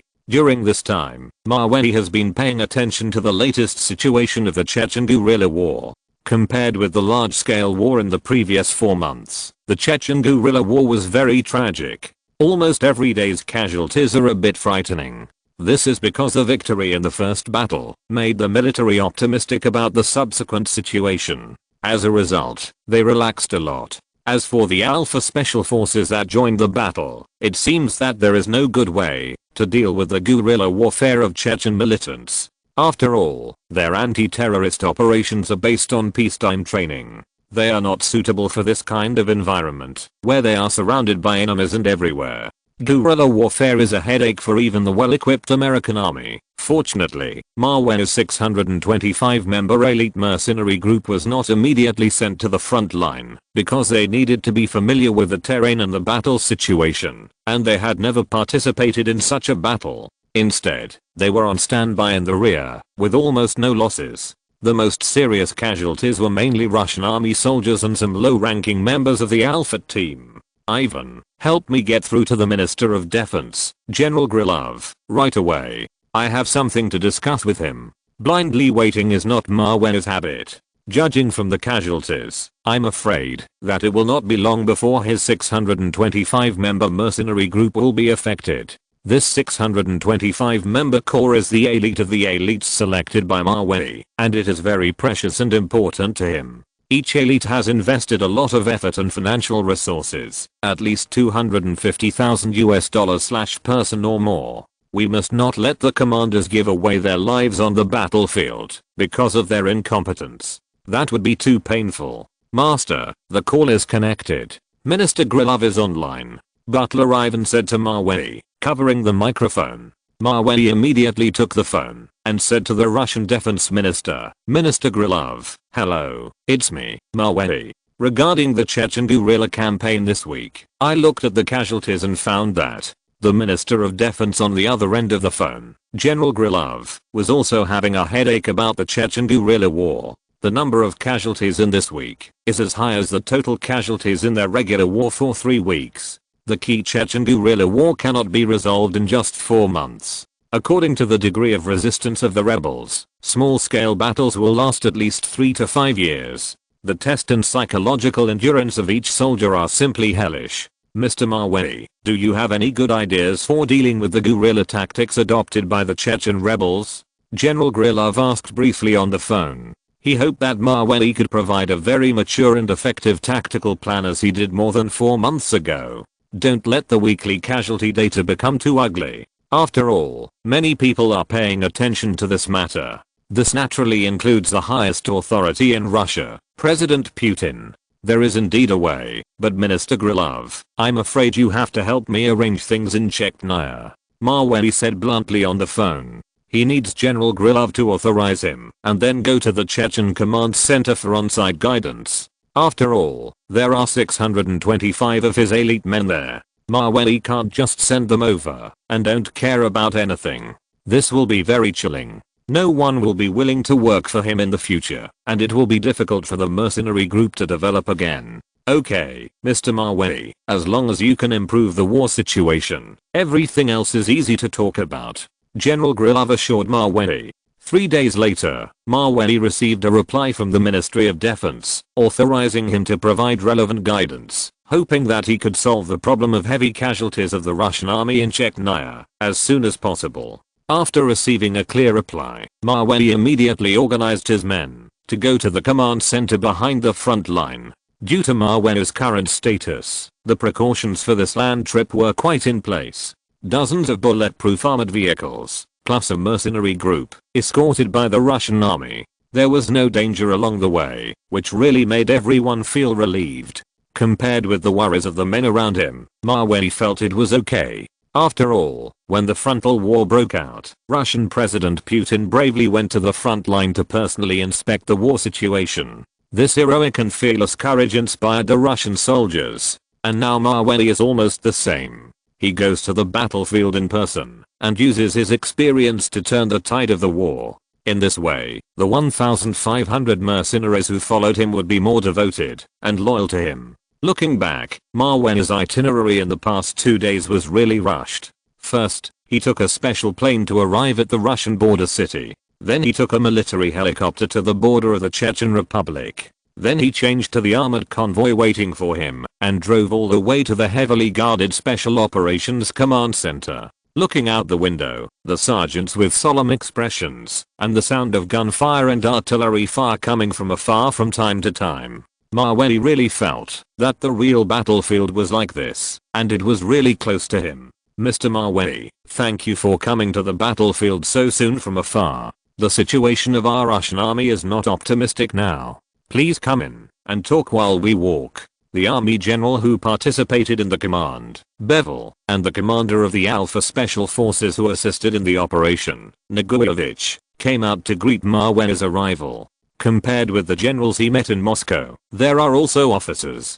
Maweli didn't know if it was an illusion or something else. He found that the group of people on the battlefield always had a murderous aura in their every move. Hello, Admiral Bevier, Commander Neguevich. Maweli simply shook hands with the other party and then followed the two into the battlefield command center. The Special Operations Command Center in the war is much more messy than in peacetime. There are documents piled up everywhere, information personnel who are always busy, and red icons showing the crossfire areas on the electronic screen. Let Maweli once again experience the tension and sense of urgency brought by war. Chapter 187 Maweli's Tactics vs Chechen Guerrilla Warfare. Mr. Maweli, let's get straight to the point. The Ministry of National Defense sent you here, saying that they have a good countermeasure to deal with the guerrilla warfare of the rebels. In the past 2 weeks of battle, our army has fought very hard and suffered heavy casualties.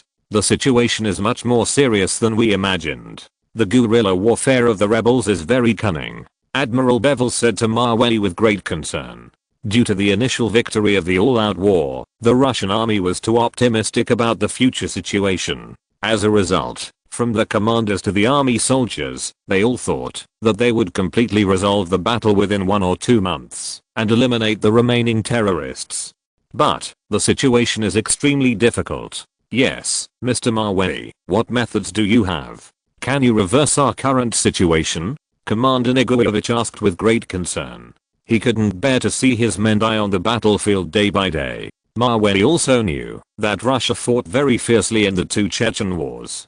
So he didn't keep it a secret and said directly to Admiral Bevel and Commander Neguevich, although the Chechen rebels are small in number and poorly equipped, they have been fighting for independence in recent years and have been fighting almost non-stop, so they have rich experience in guerrilla warfare. As far as I know, one of the highest commanders in the current Chechen rebels was once the commander of an armored division in the Soviet army. The mountainous terrain of Chechnya is conducive to the performance of these Chechen guerrillas. When they encounter our small Russian troops, they fight street battles and urban sieges. When they encounter large troop groups, they retreat to the mountains and wait for the opportunity. Although Maweli had never been on the battlefield, his direct summary of these few sentences hit the key points of the Chechen guerrilla warfare. Admiral Bevel and Commander Neguevich, who were standing in front of him, seemed to have seen a savior. They quickly asked him, "Then Mr. Maweli, how should we deal with their guerrilla warfare?"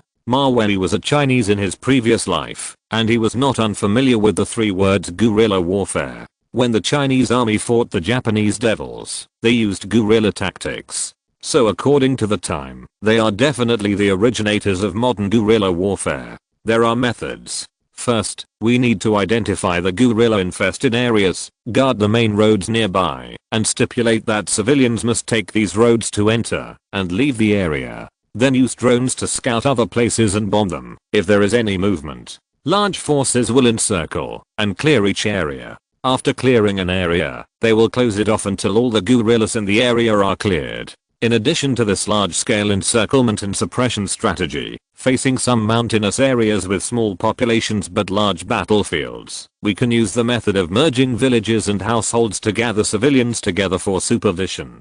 prevent them from delivering supplies to the guerrillas and tipping off the guerrillas. Then clear the resources in the no man's land. Let the guerrillas starve in the mountains for a few weeks and ensure that they can't even hold a gun. Mawey talked about the tactical details for a full 10 minutes. Admiral Bevel and Commander Ivanovich nodded frequently with shining eyes. Those who don't know would have thought that the Russian youth in front of them was the commander-in-chief of this battle. It must be said that Mawey has a wealth of experience summed up by people in previous lives. For the Russian army, which is crossing the river by feeling the stones, it is simply a weapon of war. As long as the battle plan is fully formulated, I believe that the losses of the Russian army will be minimized by then. Mr. Mawey, thank you so much. If our Russian army can successfully win this battle, then Mr. Mawey, you will definitely make an indispensable contribution. Admiral Bevel said, holding Mawey's hands gratefully. On the battlefield, we are not afraid of the enemy's strength, but we are afraid of not finding a countermeasure and being beaten all the time. Although Russia has very powerful weapons, due to various reasons, its combat capability and combat experience are not very strong. Therefore, it is very necessary for Mawey, a veteran, to add the finishing touches and clarify the direction for them. You're welcome, Admiral Bevel. If possible, can I go to see the 625 soldiers of my corps now? After clarifying the tactics, Mawey naturally had to meet his brothers. Yes, no problem. Commander Ivanovich, please take Mr. Mawey to meet his subordinates, Admiral Bevel said in a designated order. Okay, Admiral Bevel. Commander Ivanovich nodded slightly after hearing this. Then, when he took Mawey out of the command center, he apologized to him with an embarrassed face. I'm sorry, Mr. Mawey, I was too reckless on the phone at the time. I apologize to you here. That's right, the person standing in front of Mawey now is Commander Ivanovich. It's the one who talked to Mawey on the phone 2 weeks ago. It's just that at that time, he was full of confidence and thought that the Chechen rebels were just a group of rabble. They could be eliminated within a month. But unexpectedly, they fought so badly. It's okay, Commander Ivanovich, at least now we still have time to change everything. Mawey is not the kind of man who is entangled and petty. Since the other party apologized sincerely, he would not care about it anymore.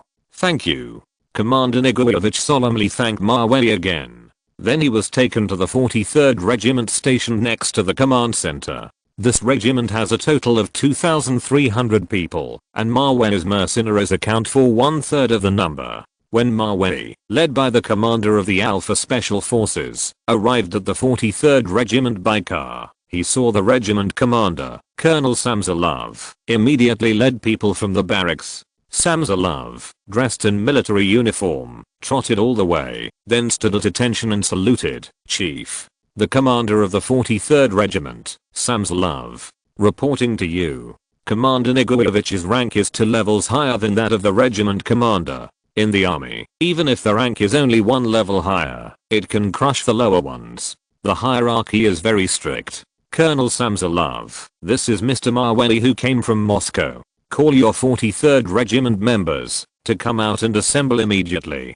Different from the attitude when talking to Mawey just now, Ivanovich treats his subordinates with a completely commanding tone, which is unquestionable. Yes, Commander, Samsonov said, and immediately asked his subordinates to blow the assembly whistle. He summoned all 2,366 soldiers in his regiment. Almost as soon as the whistle sounded, the soldiers of the 43rd Regiment who were resting in the tents, no matter what they were doing, immediately ran out of the tents fully armed and dressed. The dust raised by the military boots made Mawey feel the discipline of the soldiers. Chapter 188 Mavey Mercenary Group becomes famous in one battle.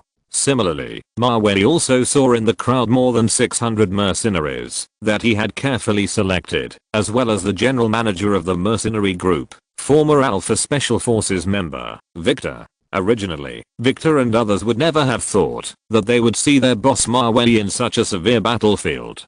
So, when Mawey, wearing a suit, appeared in front of them, the 625 mercenaries, including Victor, were immediately surprised and kept looking in the direction of Mawey. Boss Mawey? Why is he here at this time?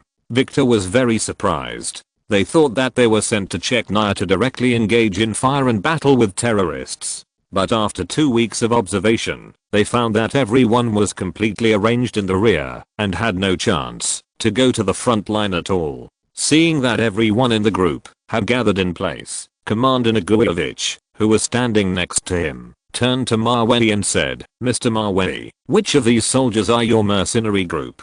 After hearing this, Mavey stretched out his hand and pointed in a direction where all the people standing were from his group.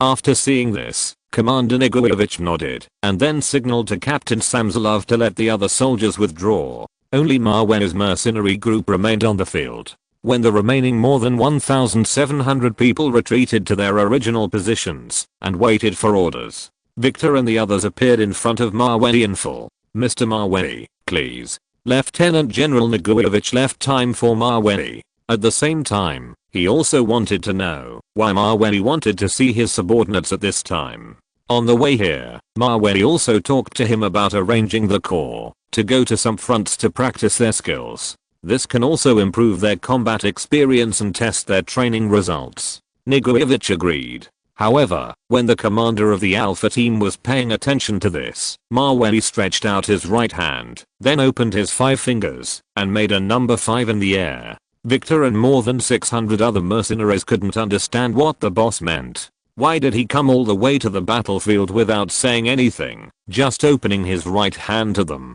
A few seconds later, Mavey, who was standing in front of everyone, put down his right hand and said, "You will be assigned to the front line soon. $50,000 for the life of a Chechen terrorist. How much money you can make from this battle depends on your ability." As soon as the resounding voice fell, Victor and others standing in front of Mavey were seen. Suddenly, their eyes lit up, and they were obviously surprised. Then everyone was immersed in Mavey's generosity and powerful means. "Are we finally going to the front line? I have been suffocating for the past 2 weeks. $50,000 for a terrorist's head. I must kill him. 10. 8. $50,000 for the life of a Chechen terrorist.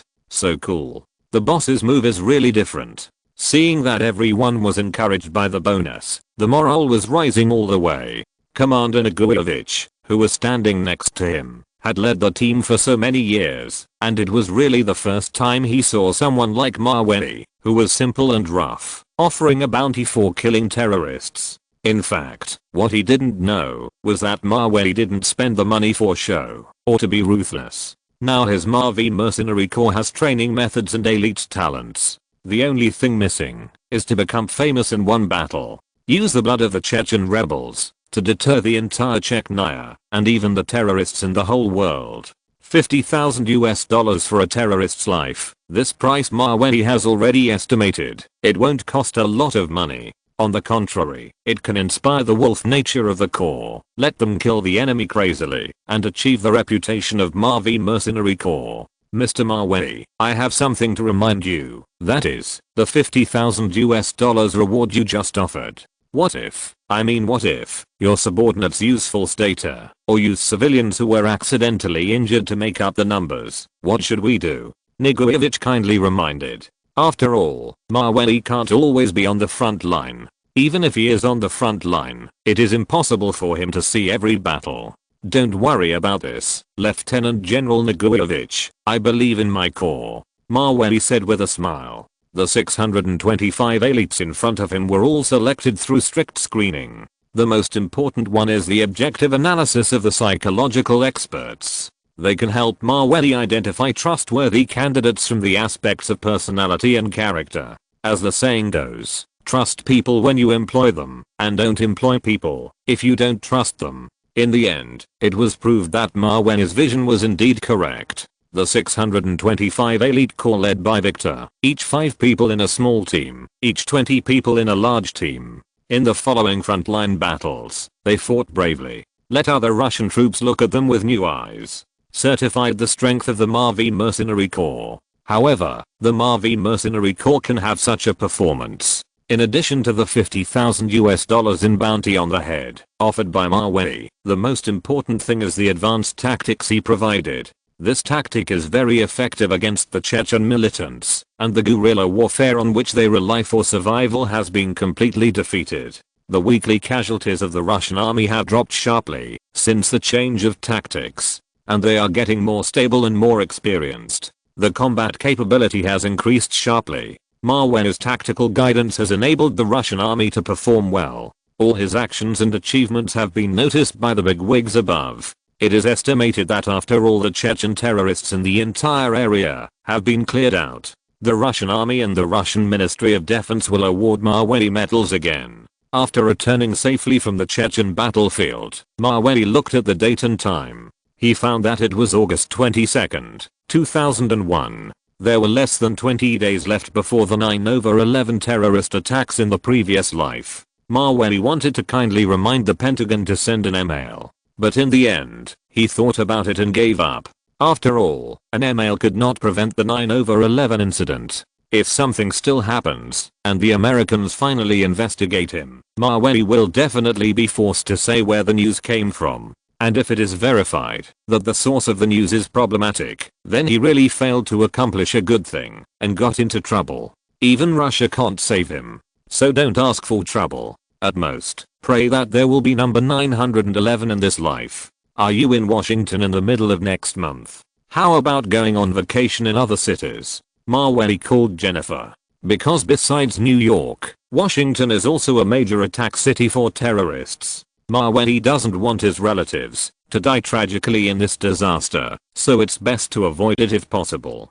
Chapter 189 Pu 20th wants to find Mawey to buy a nuclear-powered aircraft carrier. As for the other victims, Mawey wanted to save them, but he was powerless. There was no way to prevent this from happening, and even if he said it clearly, the Americans might not believe it. Maybe they would torture him to find out how he knew it and whether he was in league with the terrorists. Okay, where are we going? Jennifer asked on the phone. Come to Russia, the whole family, I'll treat you, Mawey said with foresight. Okay, then I'll ask my dad and my mom. Jennifer was completely unaware and immersed in joy. Only Mawey was uneasy, wondering if the disaster in his previous life would happen. However, he was not Superman and could not save everyone. He was very clear about this. After the call, Mawey went to the bathroom to take a hot bath. Then, he suddenly received a call from the Kremlin. The content was that the Russian president wanted to spend money to buy the Ulyanovsk nuclear-powered aircraft carrier at Mawey's Black Sea shipyard, which was 30% complete. Hello, is this Mr. Mawey? I spoke to you on the phone before. Mihely, do you remember me? The president wants to revive the Russian Navy. So what price do you think is right for the Ulyanovsk nuclear-powered aircraft carrier at the Black Sea shipyard in Ukraine? Mihely is the Russian national security advisor who spoke to Mawey on the phone last time. He is one of the closest people to President Putin. The reason why he wants to buy a nuclear-powered aircraft carrier is that in every rim of the Pacific military exercise, the Russian Navy is always overwhelmed by the US fleet. Not only does the opponent have several more aircraft carriers than Russia, but even the number of aircraft carriers of the British Navy is about to surpass Russia. This makes Russia, the second most powerful military country in the world, very embarrassed. After all, naval strength has always been their weak link. Fortunately, they recently defeated the Chechen terrorists and took back Chechnya from them, and also took back the rich oil and natural gas reserves in the Caucasus region. These reserves can make Russia instantly leap into the ranks of the world's energy powers and challenge Saudi Arabia. Ulyanovsk, a nuclear-powered aircraft carrier? Mawey asked subconsciously on the phone. The cost of a nuclear-powered aircraft carrier is more than $650 million US. The external sale price is about $5 billion US. As the saying goes, brothers should settle accounts clearly. Russia wants to buy a nuclear-powered aircraft carrier from the Black Sea shipyard of Ukraine. It is a big deal to give a high or low price. If the price is too high, it will create a gap between the two countries. After all, many countries have become strangers because of interest issues. If the price is too low, Ukraine will make less money. Now the whole country is short of money, which is another disturbing hidden danger. Mr. Mihely, as for the price, you also know that I'm just an arms dealer. I can't make the final decision on this issue. So you have to ask the Ukrainian Navy for its opinion. This price involves billions of US dollars. Mawey will not make the decision on his own and bear it. If things go wrong, in the end, he will become ZHU looking in the mirror, neither inside nor outside. It would be best to let Russia and Ukraine discuss it themselves. Okay, Mr. Mavey, I understand. National Security Advisor Mihaly is also a reasonable person. Since Mavey is unwilling to get involved, he will not force it. Anyway, just go directly to Ukraine. After talking to Mihaly, Mavey always felt vaguely that something was going to happen. This feeling made him feel a little uneasy, but he couldn't find out where he was uneasy. A week later, the Russian government negotiated with the Ukrainian government and proposed to offer $1.2 billion in oil and natural gas. Order the Ulyanovsk nuclear-powered aircraft carrier from the Ukrainian Black Sea shipyard. In order not to let the other party sacrifice too much, from the perspective of long-term cooperation, Russia also promised to establish an oil transportation route from the Caucasus region to Ukraine's national oil and gas company. It is expected to deliver 8 million tons of low-priced crude oil to Ukraine every year. This is the best plan Russia can come up with at present. After all, with its domestic economic situation, only oil and natural gas are the most valuable. It depends on whether Ukraine is willing to exchange goods for goods. Mavey, your government has offered $1.2 billion in oil and natural gas. In addition, it promises to deliver 8 million tons of oil every year. It wants to order the Ulyanovsk aircraft carrier from our Black Sea shipyard. Do you think we should agree to this price? Although Mavey is unwilling to participate in the transaction between the two brothers of Ukraine and Russia, it does not mean that the two brothers will not look for him. Look, the Russian National Security Advisor just made a phone call last week. This week, Deputy Prime Minister Snorana and Admiral Petrovich came to ask him if he agreed. After all, Mavey has 50% of the shares of the Black Sea shipyard. It is not so easy for him to stay out of it. I think this price is not bad. After all, the world is beginning to face an energy crisis, and oil and natural gas will definitely occupy a very important position in the future. I heard that Saudi Arabia's oil is almost exhausted, Mavey said objectively on the phone. It was just a suggestion to the Ukrainian government, not forcing it. However, not long after he finished the call, Ukraine's Deputy Prime Minister Snorana suddenly called and told him a bad news. That is, Mavey, the EU seems to have made another move. After they learned that we were going to sell the Ulyanovsk aircraft carrier, they sent diplomats to Ukraine overnight, hoping to buy the aircraft carrier at a higher price.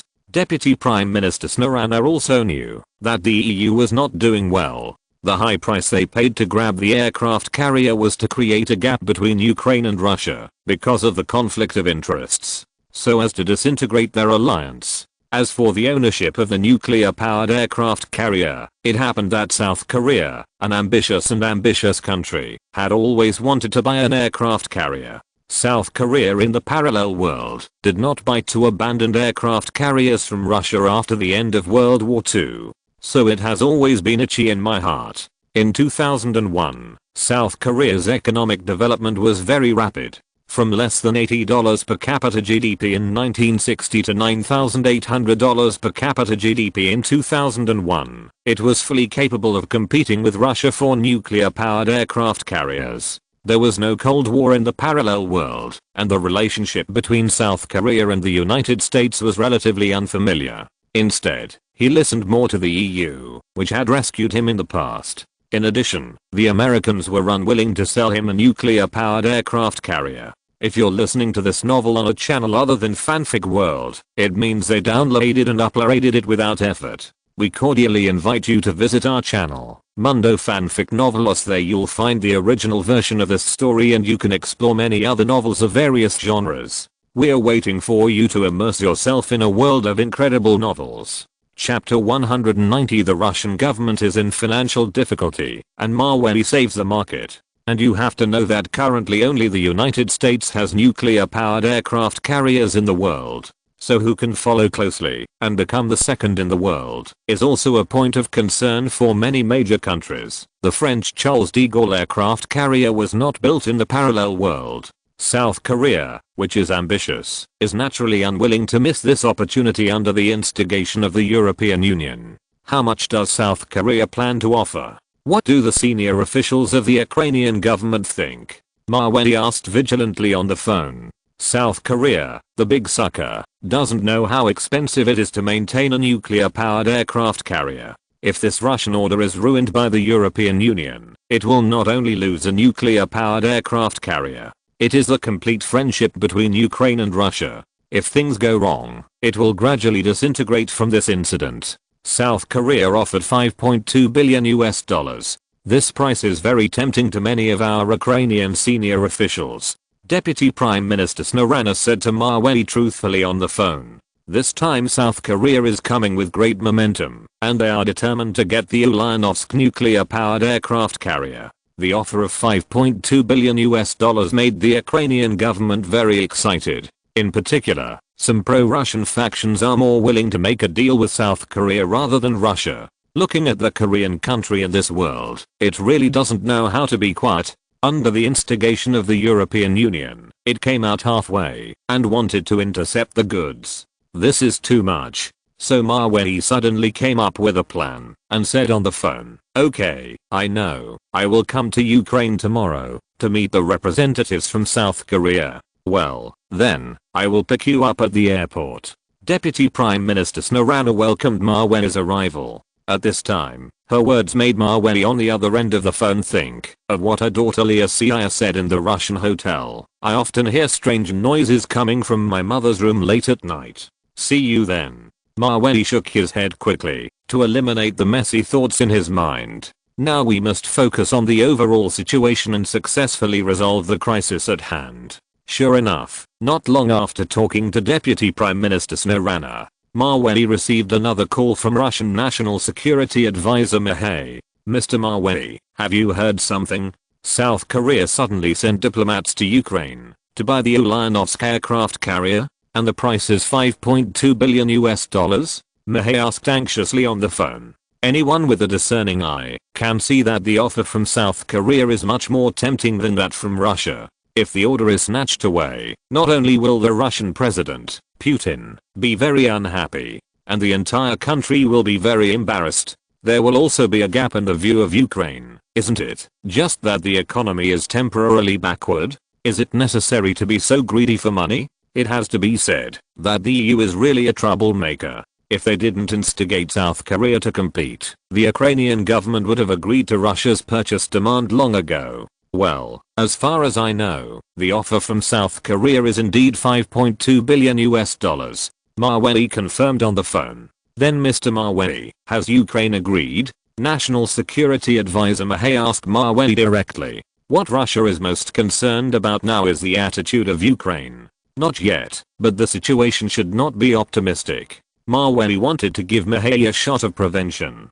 So how should we deal with it now? Mr. Mawey, South Korea has offered $5.2 billion US. I'm afraid that our Russian government. Mavey stopped talking halfway because it was really hard to open his mouth, saying that Russia is a great country, and now even South Korea dares to come to them for money to humiliate them. I will handle this matter. After all, I have half of the shares of the Black Sea shipyard, so I should have some say. When it is time to take responsibility, you must take responsibility. Mawey will never let any conspiracy and trickery that attempts to disintegrate the diplomatic friendship between Ukraine and Russia succeed. Okay, Mr. Mawey, then I'll leave this matter to you. National Security Advisor Mavey is also suffering from economic problems and has no good solution. He can only temporarily pin his hopes on Mawey. The next morning, Mawey took the Bombardier Global Express XRS he recently mentioned and arrived at the Ukrainian International Airport smoothly. Compared to the original Gulfstream G200, the Bombardier Global Express XRS is much more comfortable and spacious. It is worthy of being one of the world's top business jets. As soon as the plane landed, Mawey saw the black bulletproof Mercedes-Benz of Deputy Prime Minister Snarana driving smoothly to the bottom of his plane next to the parking platform. Mawey, the new plane? Bombardier Global Express XRS, you are really rich. Since the two were already very familiar with each other, Snarana called Mawey's name directly, and she also made a small joke with him. It's not very expensive. Deputy Prime Minister Snarana, where are the Korean representatives now? Mawei didn't dare to joke with the deputy prime minister casually, and there were still rules to follow. Besides, what he was most concerned about now was meeting those Korean sticks. They are now at the Pokemon Hotel, and they will leave for the Black Sea shipyard to visit the Ulyanovsk nuclear-powered aircraft carrier on site. Deputy Prime Minister Snorana said, looking into Mawei's eyes. I don't know if it's an illusion or some other reason. Mawei always feels that Snorana's eyes look at him strangely.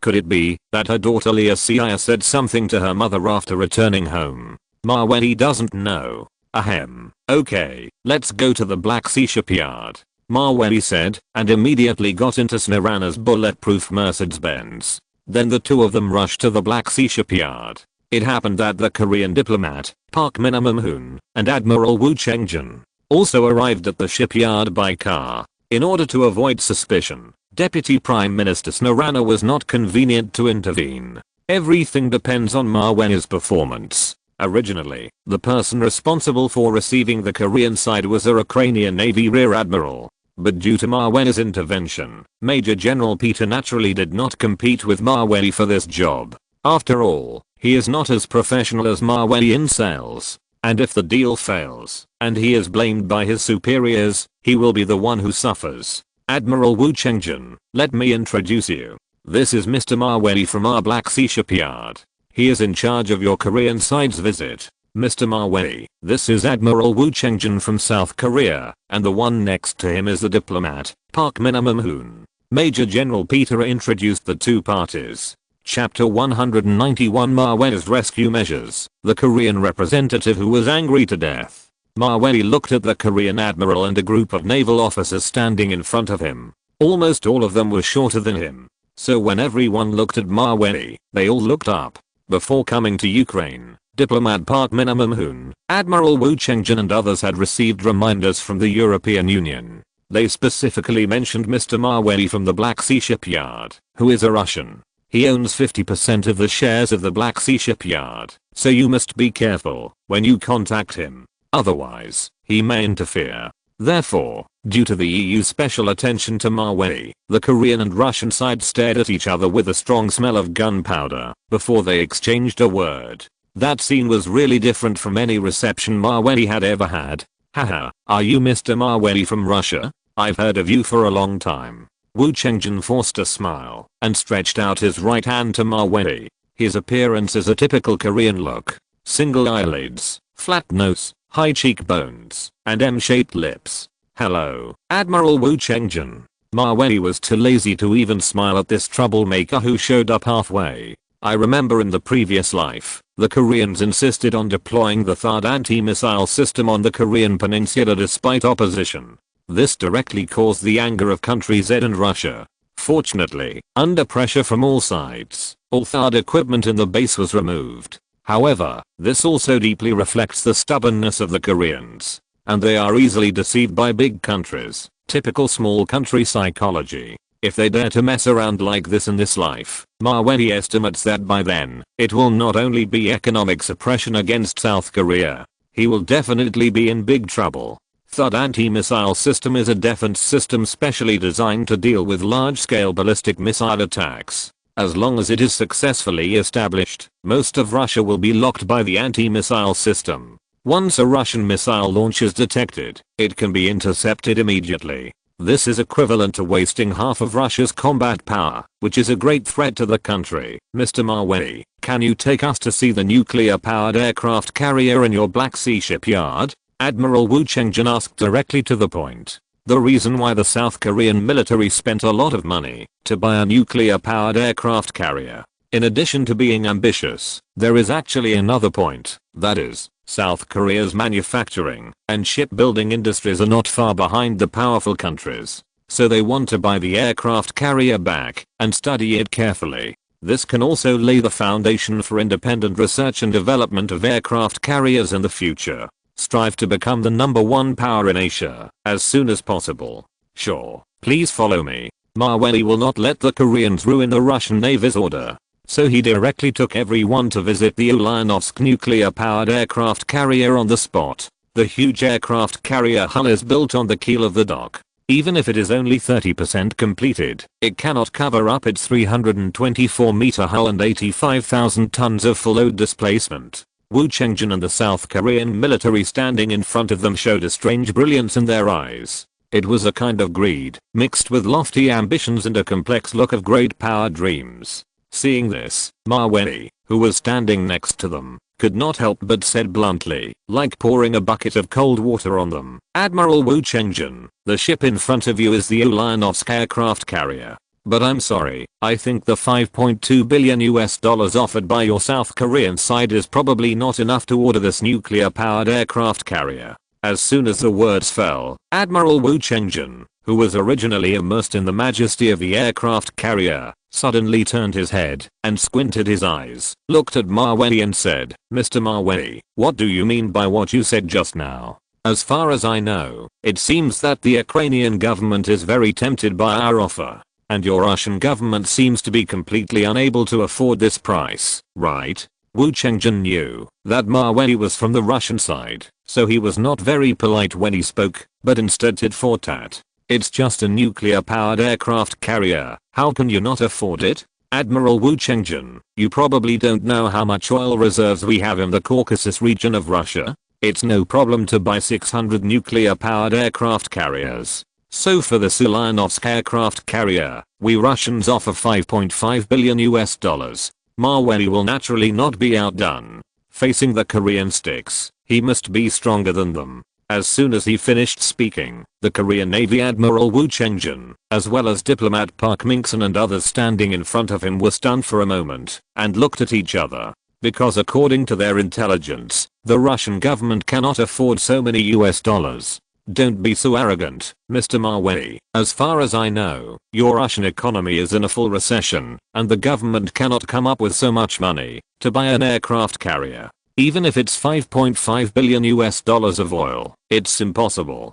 Diplomat Park Min-sun pointed out Russia's weakness. It is precisely because of this that the Korean Navy dared to come and challenge Russia to compete for aircraft carriers. Anyway, this is not a military conflict, and Russia can't find a reason to use force, so South Korea is not afraid at all. Russia is not completely short of money to buy aircraft carriers. It's just that a country needs to spend money in many places. After buying aircraft carriers, they still need to spend money to maintain them. If the government invests too much, it will lead to a fiscal crisis and fiscal deficit, and the entire Russian government will have to close down. Besides, spending a few $1 billion more will reduce the number of people to support. Oh, really? Since you mentioned the economy, let's not talk about my Russian mainland, let's talk about our companies in the United States, which will be listed soon. By then, raising $100 billion will not be a problem at all.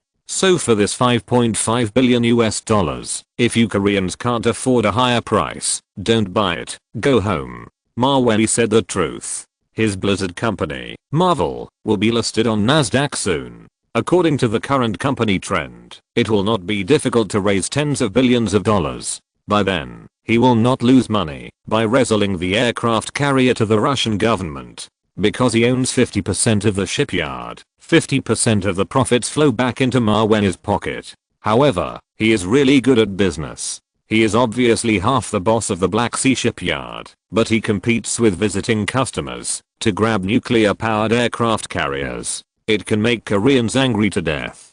This also makes Ma Wen, who should have been a high-end military business, do whatever he wants, just like quarreling with Zhao Bei. It makes the Korean side very angry. They have never seen such a person. In fact, Ma Wen's approach seems a bit ridiculous on the surface, but the interest relationship is very correct. In the previous life, a new US president, Trump, threw fruit candy from his pocket at the G7 summit and gave it to the German female chancellor, saying, "Here, don't say I never gave you anything." This example also tells us that negotiations between countries are just like that. As long as the interests, friendship, are clear, you can talk about anything you want. After listening to Ma Wen's speech, diplomat Park Min-sun, Admiral Woo Cheng-jin and others were so angry that they were speechless. Chapter 192. The aircraft carrier was still bought by South Korea. After listening to Ma Wen's speech, Diplomat Park Min-moon, Admiral Wu Chengjin and others were so angry that they were speechless. Before coming to Ukraine, the EU clearly told them that the Russian government did not have the ability to compete. But who knew that Mawei would come out halfway and had to come and interfere? The key is that he is still half the boss of the Black Sea shipyard. How can you do business by buying your own things and competing with customers? Just wait, we will tell the Ukrainian government what you just said intact. Diplomat Park Min-moon has never seen such a barbaric person like Mawei in the diplomatic field. The diplomatic occasions that should have been serious and solemn were also made by him into a mess and chaos. I don't care about you, say whatever you want. Anyway, if you can't afford it, there's no need to talk about it. Who do you think the Ukrainian government will prefer at that time? Mawei has an absolute advantage. He has both shipyards and US dollars and is completely invincible. That's why he dared to do what he wanted and abuse the South Korean representatives. Anyway, at most he could spend 5.5 billion US dollars to buy the nuclear-powered aircraft carrier himself. Then 50% of the income, minus taxes, would flow back into his pocket, which means he only spent about 3.5 billion US dollars. Then he would use this aircraft carrier to trade with the Russian government in exchange for 1.2 billion US dollars of oil, plus 8 million tons of low-priced crude oil per year. Entering the energy industry, a sweet deal. It's definitely not a loss anyway. The South Korean representatives were completely driven out of their temper by Mawei. Unless they go back and apply to the government to spend more money to buy the Ulyanovsk aircraft carrier, they will never get back the anger they suffered today. After sending away the South Korean people, the other party really went to the Ukrainian Ministry of Foreign Affairs and made a big fuss. He told the Ukrainian government all of Mawei's evil deeds. After receiving the news, Deputy Prime Minister Snarana hurriedly found Mawei and asked him what was wrong. Mawei, I heard from the Prime Minister's office that the South Korean diplomats are very angry. They also said that you are personally willing to offer 5.5 billion US dollars to buy this nuclear-powered aircraft carrier in the shipyard.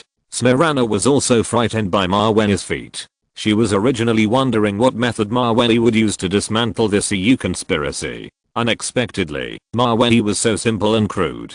If you can spend money, don't talk nonsense. It's really eye-opening. Not really. If South Korea is willing to pay a higher price, then I will give this aircraft carrier to them. Mawei said to Deputy Prime Minister Snarana very seriously. Hearing this, Snarana, who came to him, was a little confused again. What's going on? South Korea gave it up. If it offered a higher price, shouldn't it spend more money than the other side? Snarana looked at Mawei very puzzled. The serious look she gave was very similar to her daughterly Asiya. Ahem. Don't look at me like that, Deputy Prime Minister Snarana. What I just said is true. If South Korea offers 5.7 billion or 5.8 billion, then we will give them the Ulyanovsk aircraft carrier. At worst, my Black Sea shipyard will build another new nuclear-powered aircraft carrier for the Russian government. Anyway, our shipyard has the final say on the construction period. As soon as Mawei finished speaking, Deputy Prime Minister Snarana, who was standing in front of him, immediately heard the meaning of his words. That is, if South Korea is willing to spend more money, then give them this opportunity. Then Mawei's Black Sea shipyard will build another new aircraft carrier and trade with the Russian government. As for the construction period, according to Mawei's meaning, it will definitely be slower for South Korea and faster for Russia. It depends on whether the Koreans are willing to spend more money to buy the 13-year-old Ulyanovsk aircraft carrier. Mawei, you are so cunning. No wonder those Koreans are mad at you. Snarana said to Mawei with a lingering look. I really don't know how he has so many strange ideas in his mind. Am I very cunning? Mawei said, and couldn't help thinking in his heart, what if Deputy Prime Minister Snarana knew what kind of relationship he had with her daughter? That would probably be the real cunning. 2 weeks later, the stubborn South Korean government really made Mawei look at it differently and offered 5.8 billion US dollars to buy the 13-year-old Ulyanovsk aircraft carrier. It really deserves to be the Republic of Korea. There is no Cold War in the parallel world, so the relationship between South Korea and the United States is very unfamiliar. In addition, the Americans are unwilling to sell their nuclear-powered aircraft carrier technology, so South Korea can only be stubborn in Ukraine.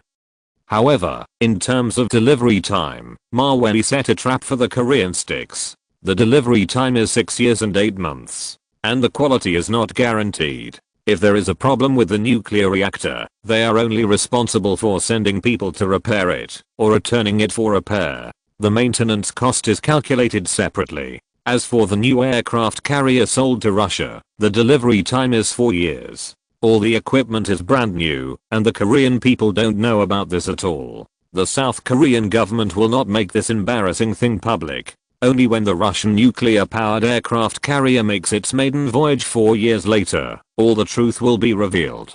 By that time, I'm afraid that the Korean people will be mad at the authorities. Making such a decision, that makes the whole world laugh. Just like the third in the previous life, willing to be used by the big country. The key is that they didn't get any benefits at all. The cost of the 2 nuclear-powered aircraft carriers is about $650 million US, but the profit brought is very high. South Korea paid a 50% deposit, which is $2.9 billion US. After deducting the cost, about 50% flowed into Mawei's account. This made his bank deposit exceed $1 billion US in an instant, reaching $1.36 billion. Adding the $1 billion US of military supplies sent by Vietnam, Mawei's deposit has exceeded $1.5 billion US. He broke the precept he set at the beginning: try to spend money and control it within $1 billion US. What should I invest in next? Oil? New energy? Mawei was thinking seriously in his hotel room in Ukraine. According to what he has done for the Russian government now, it should not be a big problem for him to intervene in the energy sector. As long as an energy company is established and then authorized by the government, cross-holding with the government, and becoming a state-owned enterprise, crude oil can be mined. After all, the $3.3 trillion US of oil reserves in the Caucasus region are far from enough to be mined by the current Russian energy companies. However, just as Mawei was thinking about this, an important message came from the Kremlin in Russia over the phone.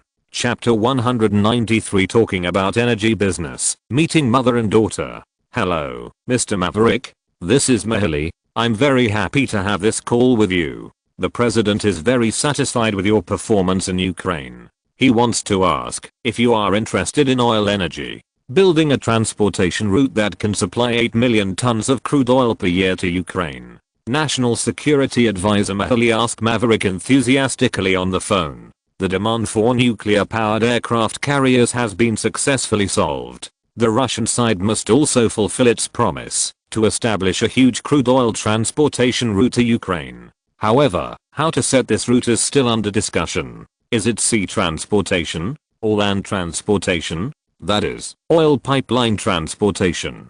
Both methods have advantages and disadvantages. Sea transportation is low cost, but time consuming. Oil pipeline transportation has high initial costs and also faces emergency maintenance problems. In case the pipeline breaks, it needs emergency repairs. Okay, Mr. Mihely, I'm willing to give it a try. Oil has many uses and can be said to be a very important resource. Maverick naturally couldn't refuse Mihely's invitation. Well, Mr. Mawei, we hope you can come up with a very complete plan by then, Mihely said on the phone. The Russian government gave this lucrative job to Mawei. This is also Mawei's first step into the Russian energy industry. From building a crude oil transportation route to obtaining authorization to extract oil.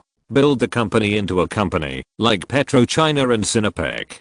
After taking on this contracting job, Mawei began to consider how to transport oil. A transportation route that supplies 8 million tons of crude oil per year is not a small project. He personally prefers to use pipeline transportation to directly transport crude oil from Russian energy companies to Ukraine. However, the pipeline project has very high requirements for quality. If there is a shoddy project, then Mawei's first step in the energy company will be considered a failure. Later, the Russian government would not dare to give him a chance, even if they wanted to. After all, oil is very important to Russia.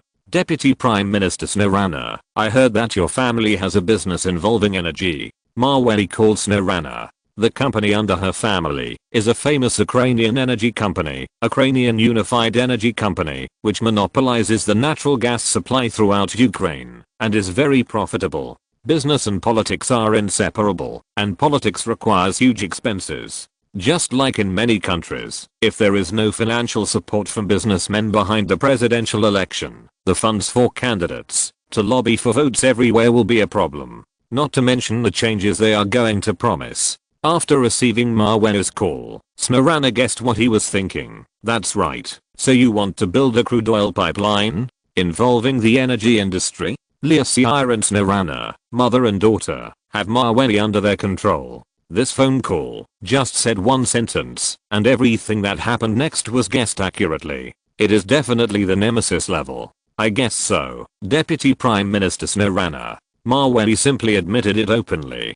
Don't be clever in front of the beautiful Deputy Prime Minister. Are you in the hotel now? I can introduce you to Aslav, the CEO of Unified Energy. He should be able to help you. Deputy Prime Minister Snarana said on the phone without any hesitation. Very righteous. Okay, thank you. Deputy Prime Minister Snarana. Mawey hurriedly expressed his gratitude to the other party. Now his business is really getting bigger and bigger, and he is even able to get involved in the country's energy industry. It seems that it is only a matter of time before he can play with aerospace in the future. You're welcome. I haven't thanked you yet for helping us Ukraine so much. Deputy Prime Minister Snarana also thanked her on the phone. Some senior officials of their Ukrainian government are very confused. From the destruction of nuclear weapons in the past to the nuclear-powered aircraft carrier a few days ago, they were completely calculated by the European Union.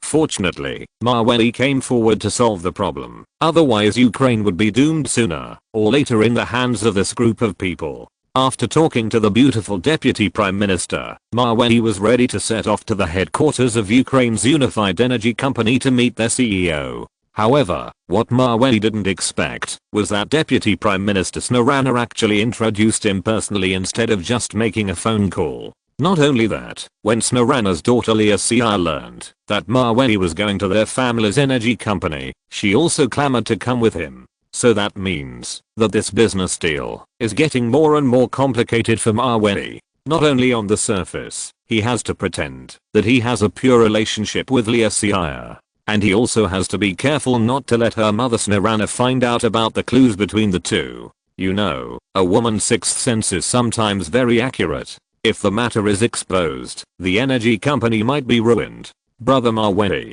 In front of the Ukrainian Unified Energy Company, Leosia ran up to hug Mawey as soon as she saw him. And she deliberately used her E-cup breasts to lean against Mawey. This made someone almost sweat coldly and quickly reached out to move Leosia away and said to her, "Why are you here?" Leosia raised her beautiful face that was carefully dressed up, looked at Mawey seriously and asked, "This is my home, can't I come?" The eyes that revealed a different kind of emotion made Mawey feel a little guilty. After all, since watching a movie in Russia last time, Mawey has not looked for Leosia again. This made the little witch feel very disappointed, but because of her identity, she can't always go to Russia to play with Mawey. So this time she was clamoring to come with Snarana to meet a heartless man. "You're welcome." Mawey showed his signature smile. At this time, Deputy Prime Minister Snarana came slowly, wearing a white professional dress, and appeared in front of the two. It must be said that, although Snarana has a daughter, her figure is very well maintained. Her skin and appearance looked like a young woman under 30 years old. Standing together with her daughter Leosia, it is no exaggeration to say that they look like sisters. Especially the astonishingly large female symbol on their chests. Mawey had a deep understanding of it through his contact with Leosia. The turbulent picture and touch make people feel a little moved when they think about it. Chapter 194 Mavey Energy Company, Invitation from the beautiful Vice Prime Minister. Leosia, don't be disrespectful in front of guests. What did I teach you? Snarana showed a little dissatisfaction with her daughter's jumping, hugging, and hugging. In her impression, girls should be dignified, virtuous, and intellectually beautiful. But perhaps out of rebellion, Leosia taught her the opposite. It really gave her a headache as a mother. Hearing her mother teaching her in front of her heartless man, Leosia pouted her lips in grievance and glanced at Mawei secretly with resentment. Sure enough, only her biological mother could deal with this four-dimensional little witch. As the three met in front of the energy company, Mawei saw a group of people wearing suits, similar to the executives of the energy company, coming out of the company's gate. Mawei, let me introduce you to Mr. Aslov, the CEO of Unified Energy. Aslov, this is Mr. Mawei from Russia. I think you should have heard of his name. Snarana led Mawei forward and greeted the group of company executives. Since she is the best in the Ukrainian political circle in her family, even if it is a small matter, it can alarm the entire energy company's top management. Hello, Mr. Mawei, I have heard of you for a long time. Thank you very much for your help to us Ukraine. Aslov is a tall middle-aged Ukrainian. Compared with other businessmen, their energy company pays close attention to domestic and international situations. Once there is a slight disturbance, the prices of oil and natural gas will rise or plummet. Hello, Mr. Aslov, I just happened to solve it by chance. Mawei still said modestly. But, when he caught a glimpse of Leosia standing beside him, but she found that the girl's eyes were full of a strange meaning, as if saying, too modest is just pretentious. Young man, cherish every moment. Mawei blinked innocently after seeing this. Anyway, her mother Snarana was present, and the girl didn't dare to do anything wrong. So when Mawei saw it, he pretended not to see it, and selectively ignored it. This made Leosia so angry that she pouted and sulked immediately. She thought, I have gone through so much trouble to come to see you, but you, a heartless man, are so cold. Woo woo woo woo. As expected, all men are pigs. Mawei was too lazy to care about someone's thoughts. He was now concentrating on dealing with business. How to perfectly handle the oil pipeline transportation. Mr. Mawei, you are too modest. What you have done is not something that can be done by chance. At least I have imagined that if I were in such a situation, I would definitely not be able to cope with it. Aslov praised Mawei. Leosia, who was standing aside, felt sweet and unhappy at the same time. It was really embarrassing for her. After everyone exchanged greetings in front of the company, Aslov led Mawei, Snarana and Leosia to visit the factory and related equipment of Unified Energy Company. During the period, Aslov also explained in detail some precautions for the pipeline. Mr. Mawei, the transportation problems of natural gas pipelines and oil pipelines are actually similar. Therefore, before construction and installation, you need to have a comprehensive understanding of the entire terrain. At present, some companies in the United States and Canada have very good experience in this field. The underground detector invented by the United States can detect the depth and terrain of objects. In this way, through calculation, you can clearly observe the underground situation and improve the exploration efficiency. Also, when the long-distance pipeline is handed over, the design surveyors and the construction surveyors must all be in place to ensure the accuracy of the line pile position, so as to avoid a lot of trouble due to operational errors. Aslov, the president of the energy company, can be said to be very enthusiastic. He gave Mawei a lot of advice and help, and selflessly introduced him to several pipeline construction companies that are currently cooperating. I believe that with their experience and strength, there should be no problems.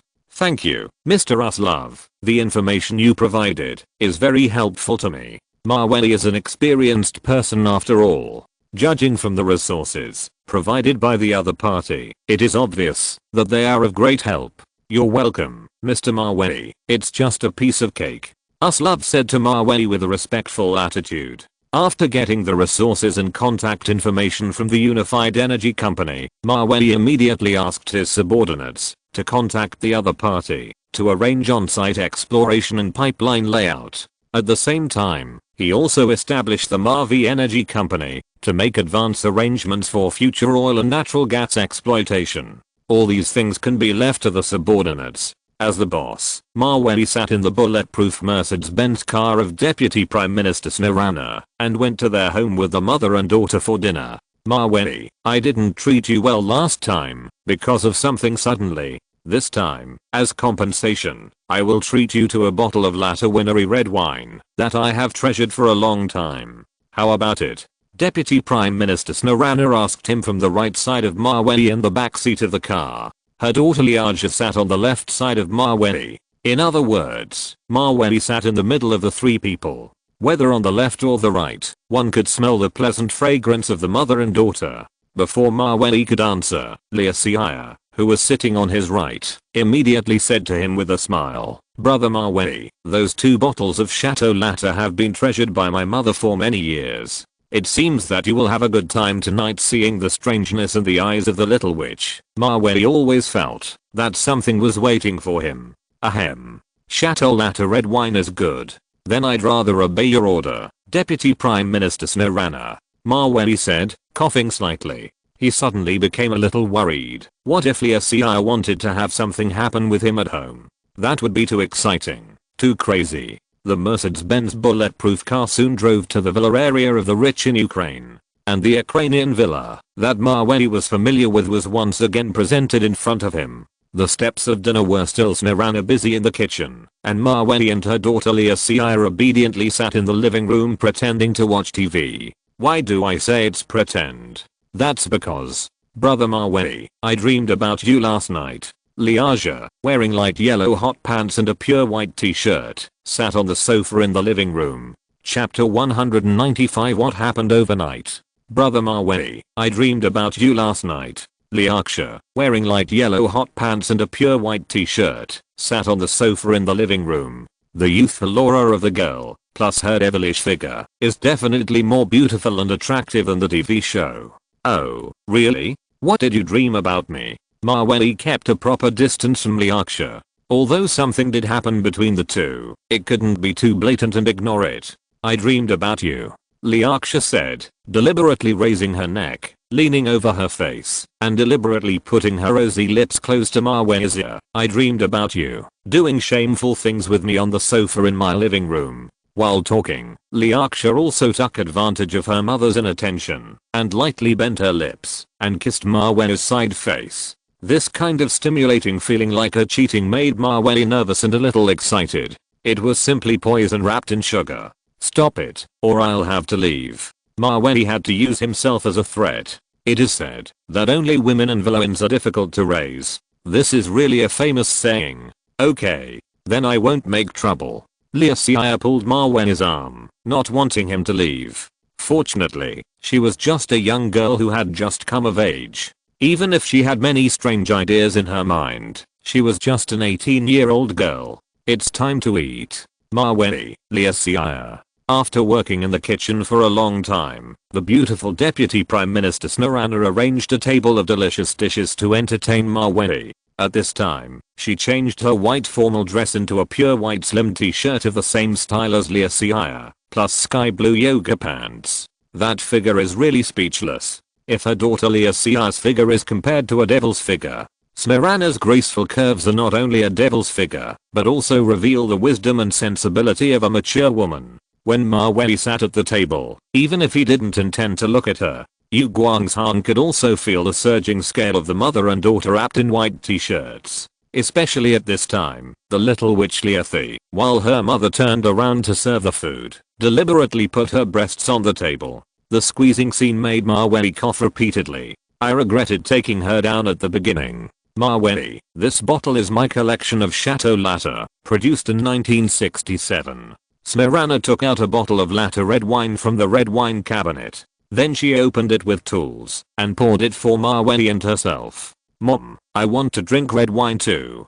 Different from the attitude when talking to Maweli. No matter how Liathi made a fool of herself, she looked innocent in front of her mother Snarana. Seeing that her daughter was already an adult, she was of legal drinking age. So Snarana, for the first time, also poured her a glass, just one drink. Oh, I know, Liathi said aggrievedly. Then after the red wine was poured, she drank all the red wine in the glass. This fierce drinking method immediately made her pretty face slightly red, and she became a little drunk. Maweli really didn't know what this Ukrainian four-dimensional girl was thinking about. Maweli, I'm sorry to embarrass you. Seeing her daughter making a fool of herself in front of the guests, Snarana had to shake her head, and said with a smile, No, Deputy Prime Minister Snarana, your daughter is quite cute. Maweli responded out of courtesy. Then he raised his glass and clinked it with Snarana's glass. Cheers. Cheers. The two of them raised their heads and drank a sip of the intoxicating latte red wine. Then the atmosphere in the living room gradually became lively. Maweli, when there is no one else present in the future, why don't you just call me by my name? Deputy Prime Minister Snarana said to Maweli with a charming smile, after drinking 2 glasses of red wine. Okay, Snarana. Maweli knew that this was the recognition of him by the Deputy Prime Minister of Ukraine. Now the relationship between the two has developed into friends. Well, cheers. Snarana, with a slightly tipsy face, drank 2 glasses of red wine with Maweli. It was not until they were both a little drunk that they sat at the dining table with slightly hot cheeks and stared at each other. It's getting late. How about you sleep at my house tonight? There's an empty room upstairs. Snarana suggested to Maweli. This suggestion made Heir, who was sitting next to her, suddenly look dazed and pursed her lips. It seemed that she really wanted Maweli to stay, and then at night, Maweli was a little tired, so he stayed without refusing. It was his first time to spend the night at the home of the beautiful Deputy Prime Minister, and he had to experience it. So, accompanied by Snarana and Heir, Maweli came to the second floor of the villa. Then he moved into an empty room next to Snarana. This room was usually used to entertain guests, so the aunt in charge of cleaning often cleaned the dust, laid the sheets, etc. It was very tidy. Maweli, if you want to take a shower later, there are bathrooms upstairs and downstairs, and bathrobes are also available. Snarana said to Maweli with care. Oh, Oklahoma, I got it, Snarana. Maweli replied. At this moment, he suddenly found that Heir, who was standing behind Deputy Prime Minister Snarana, suddenly blinked at him in an ambiguous way. It seemed that she was thinking, after my mother goes to bed, I will come to your room to find you. Maweli pretended not to see it. Then, after Snarana and Heir both returned to their rooms, he picked up his clothes and went to the bathroom to take a shower. However, when he just walked into the bathroom, he found 2 pink lace bras hanging inside, and they were very large. Maweli looked at these 2 private female items. He did not go up to smell them like a pervert. Instead, he came to Snarana's door and knocked on the door, wanting to remind her of the bras hanging in the bathroom. But just as he knocked on the door, Maweli suddenly heard a faint buzzing sound coming from Snarana's room. Then, because of his knock on the door, it was interrupted. What's the matter? Snarana asked from the opposite door in the room. It seemed that it was inconvenient for her to come to open the door at this time.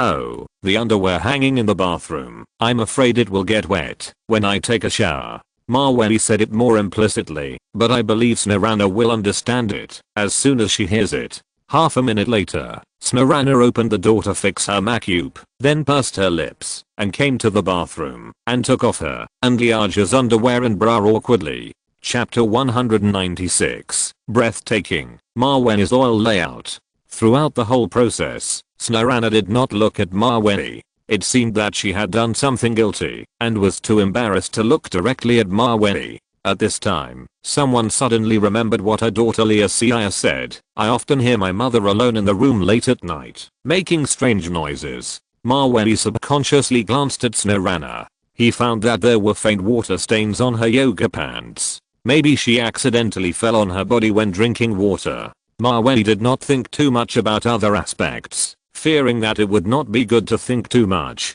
So he took a shower and went back to the room and locked the door.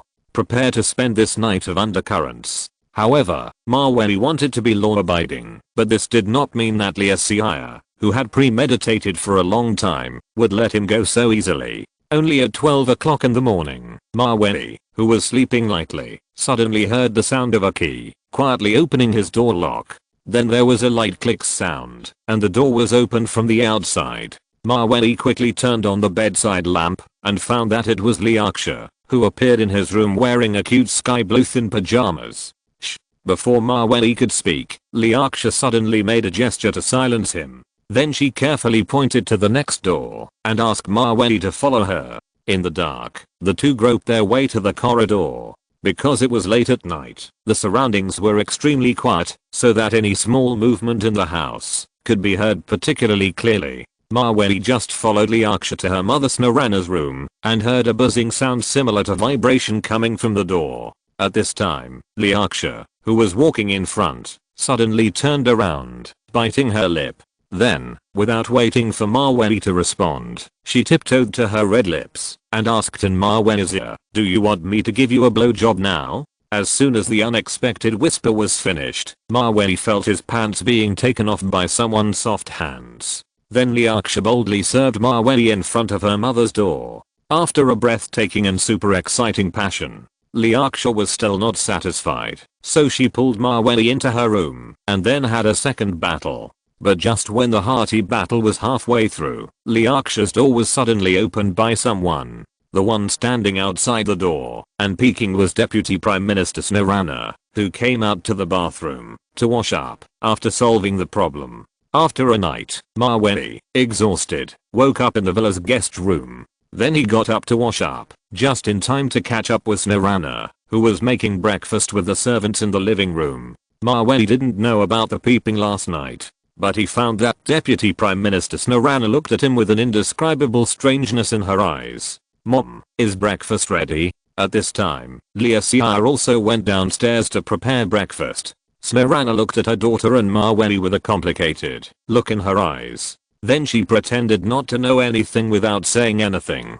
After all, when she was playing with toys in her room late last night, she was thinking about someone sleeping in the next room. So when she heard the movement in her daughter's room, opened the door and peeked. Snarana actually felt a little disappointed and a little jealous in her heart. After eating a delicious breakfast and finishing her stay at Snarana's house, Maweli also took his Bombardier Global Express back to Russia. He continued to live a wonderful life like a salted fish. 2 weeks later, the Russian government had approved Mavey Energy Company. The relevant personnel responsible for the on-site exploration had completed 1/3 of the exploration and sent the terrain data and pipeline layout back to Maweli. It is expected that the entire work will be completed within the remaining 4 weeks. The oil resources in the Caucasus region of Russia are very rich. Now that Chechnya has been recaptured, all its oil mines have returned to the hands of the Russian government. Next, it naturally means that energy companies in Russia will quickly rise.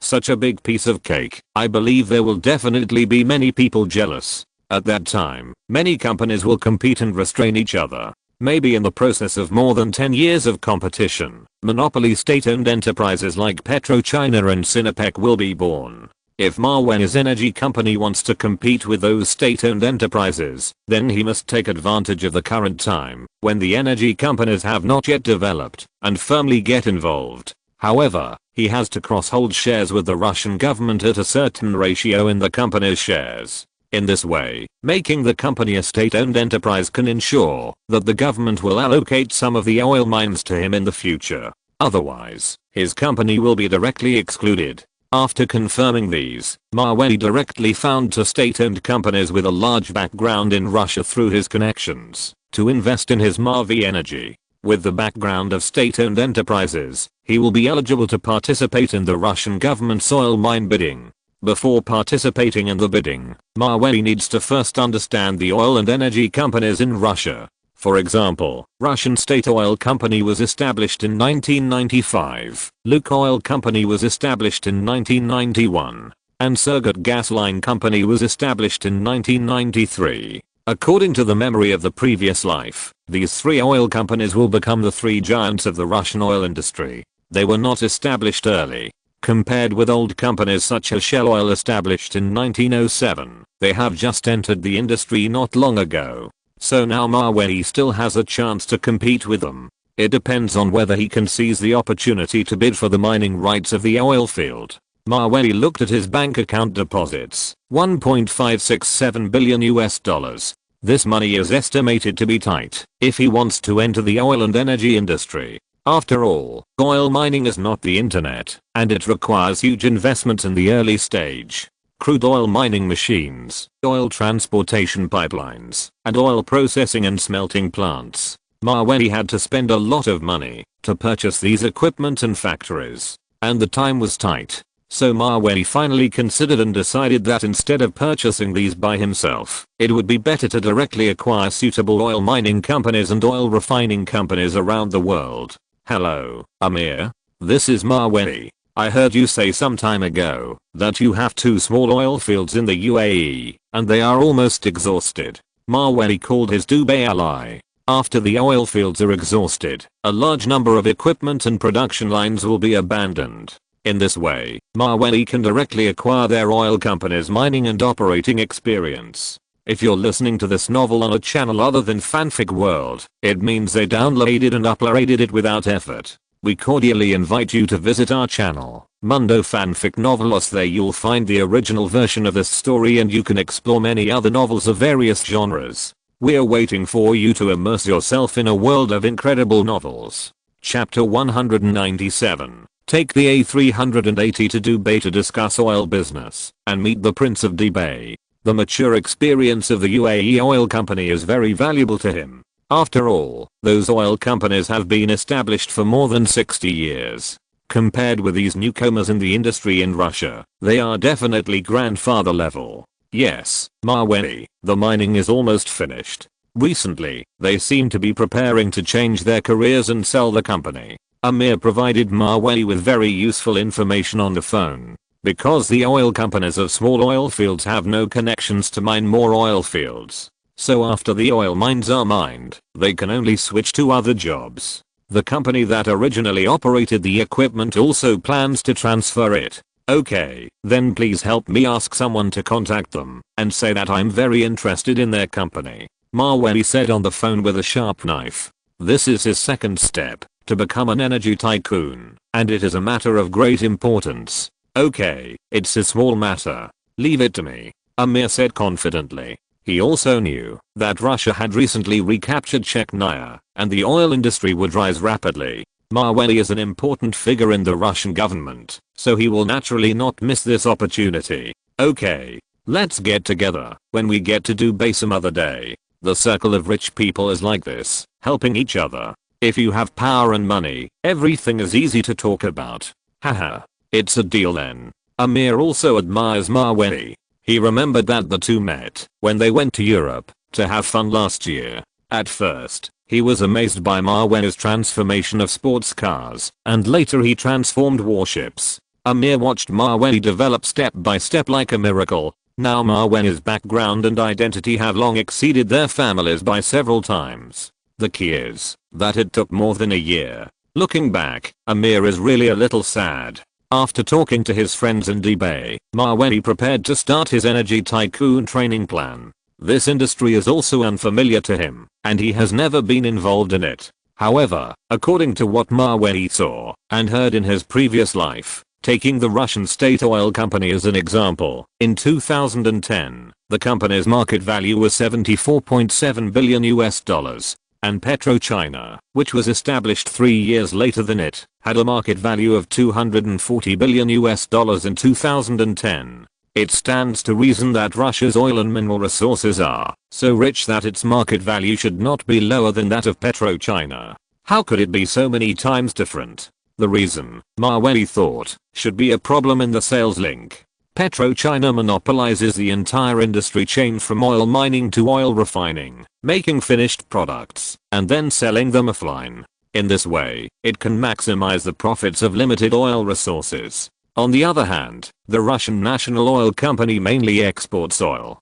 To put it bluntly, it is mining wholesale oil and then refine it into high-priced finished products such as gasoline, kerosene, diesel, and lubricants to other countries. Such an oil industry chain is very weak. No wonder the market value has not been able to go up.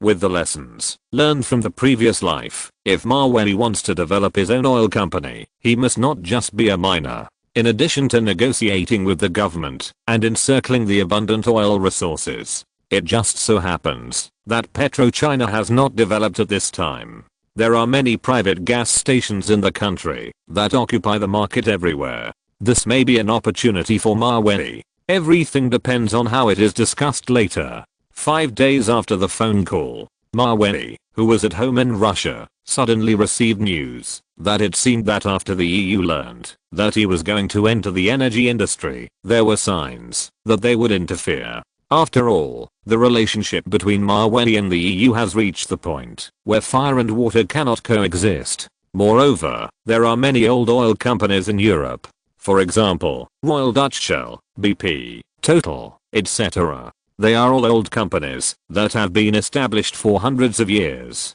They certainly don't want to see the rise of Russian oil and take away their business. If these old energy companies want to use their relationships to do bad things, it will be really hard for Maweli to guard against. However, there is no point in worrying too much, as that will only make him more and more uneasy. It is better to go to Dubai first and find a way to solve the problem when you encounter it.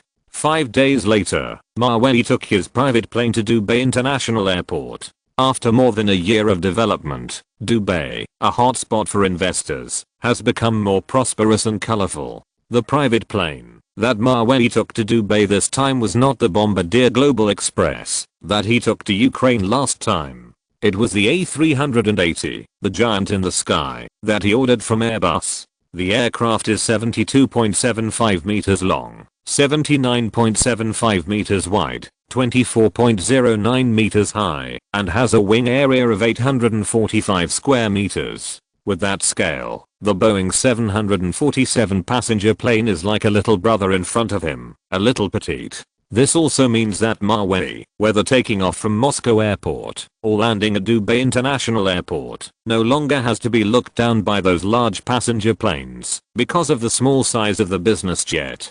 Damn. Brother Maweli, is this Airbus A380 newly bought?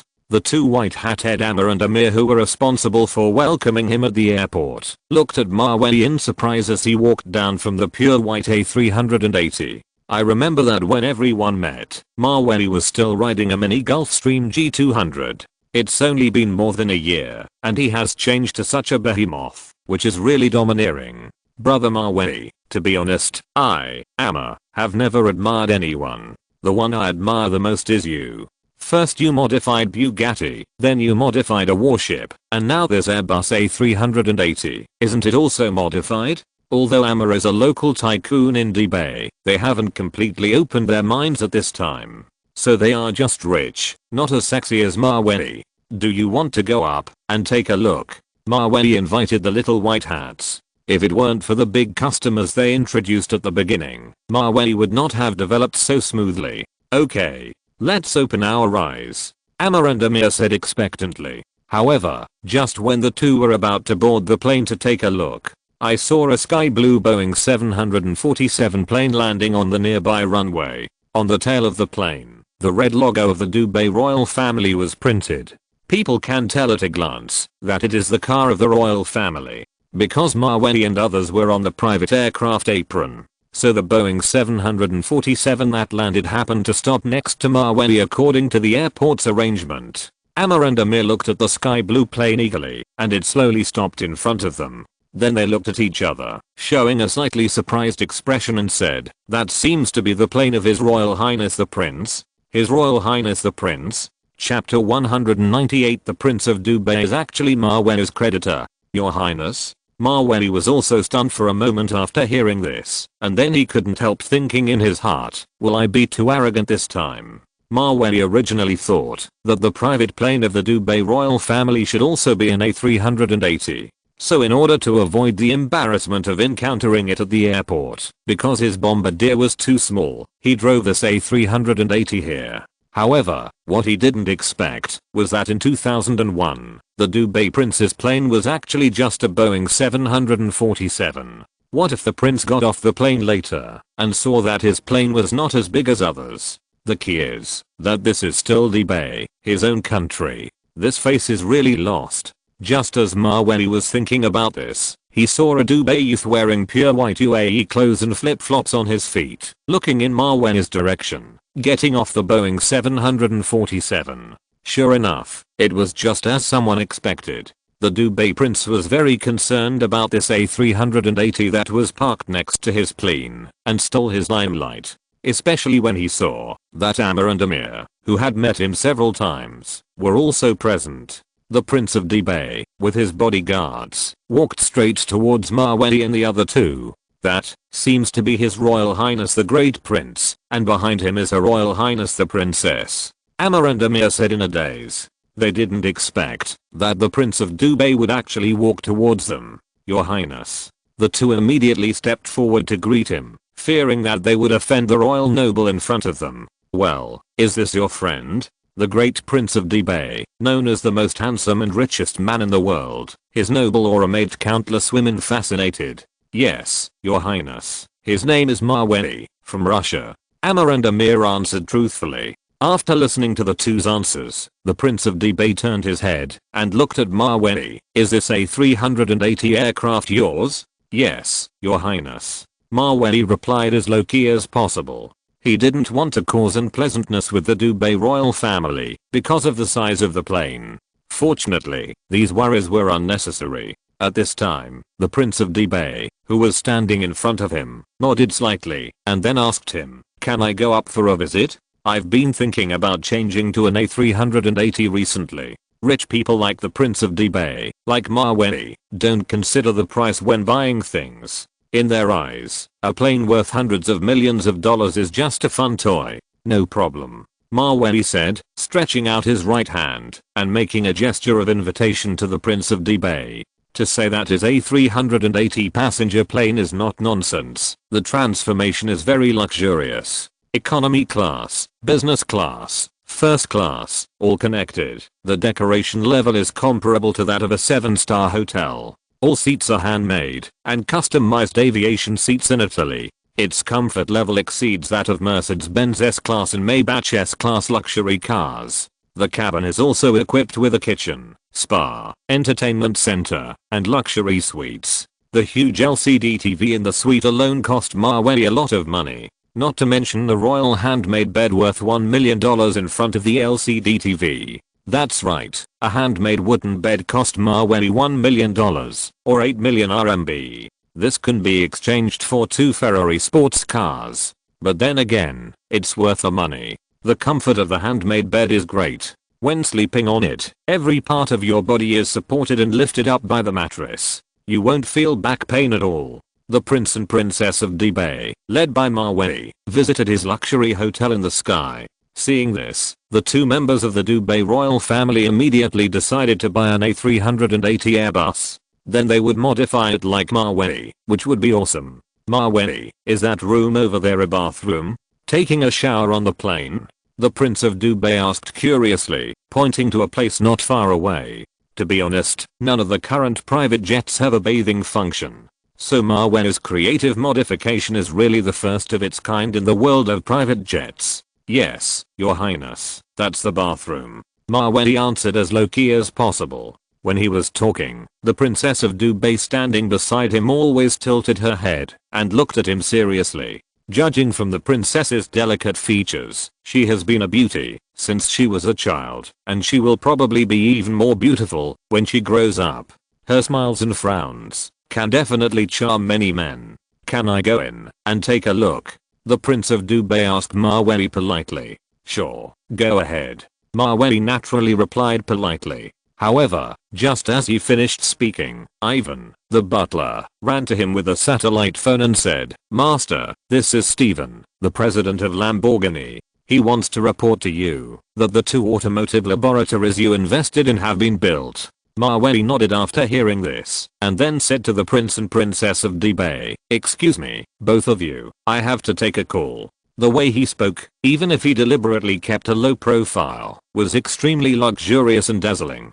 Seeing Amr and Amir standing aside, they were envious. I wondered when I could be like my friend Maweli, showing off my style in front of the Dubai royal family. While Maweli went to the side to answer the phone, the Prince of Dubai did not visit the bathroom, but called Amr and Amir over and asked them softly, "What is the relationship between your Russian friend and Lamborghini, major shareholder?" At the beginning of this year, Lamborghini Reventon and Lamborghini Venetian were bid globally. The Dubai prince, who loves sports cars, naturally participated in the whole process. It is not an exaggeration to say that during the 28 days of global bidding, he would check almost every night to see if anyone had surpassed his price. If so, he would immediately raise the price, and he must grab the 2 super sports cars from Lamborghini.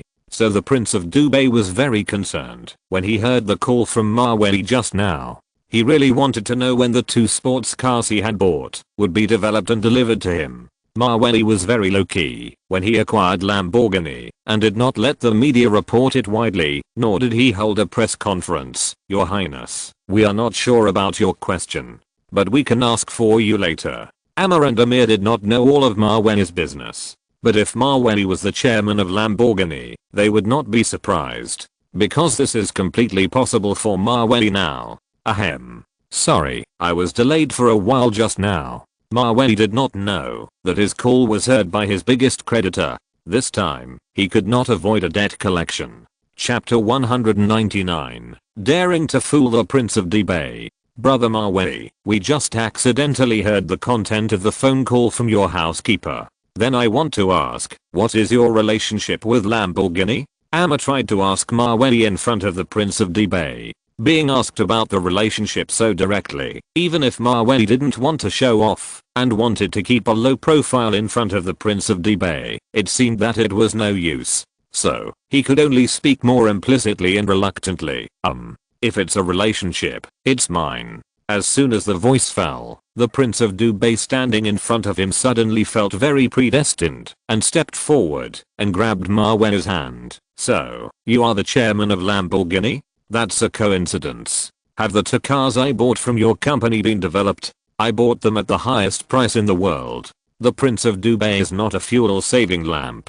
The timing of this show off is just right and perfect. The highest bid in the world. This honor is definitely only won by the richest of the rich. Maweli never thought that he would meet his biggest creditor at Dubai airport. So he suddenly came up with a plan and suddenly started to deceive the Prince of Dubai, saying, Your Highness, our Lamborghini's 2 automobile laboratories have been built. It is expected that 2 new cars will be developed within 8 months. However, please rest assured, the 2 sports cars you ordered from us will definitely be delivered first. So, Your Highness, are you interested in ordering 2 more? The successor model of Lamborghini Reventon, Lamborghini Aventador? I have an idea, and I guarantee that Your Highness will like it. Maweli showed his true colors as a profiteer.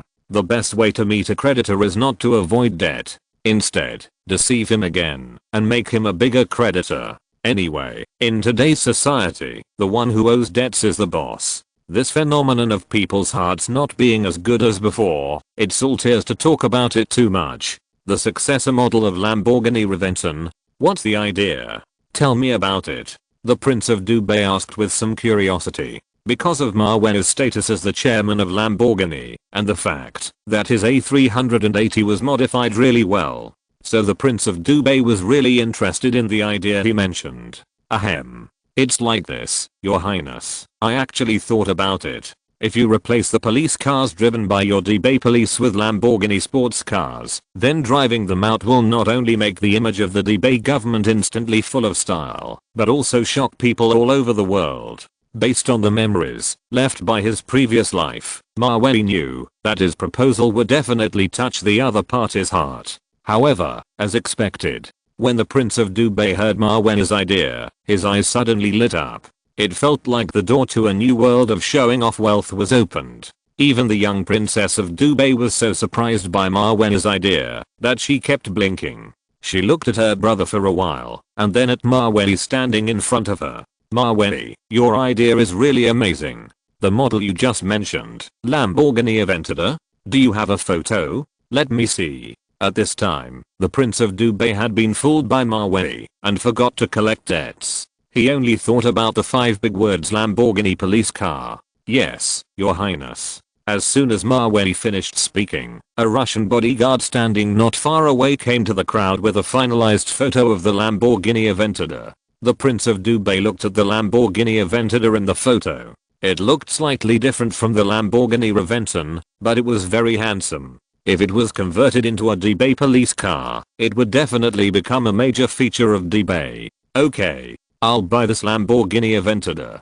31st. The Prince of Dubai had so much money that he didn't even ask about the price. After all, a non-limited edition sports car costs only about $1 million. 30 cars would only cost $30 million at best. It was like playing. The key is that Marwen's idea is excellent. The weekly allowance of the Prince of Dubai is $6 million. He spends money like water and buys for pleasure.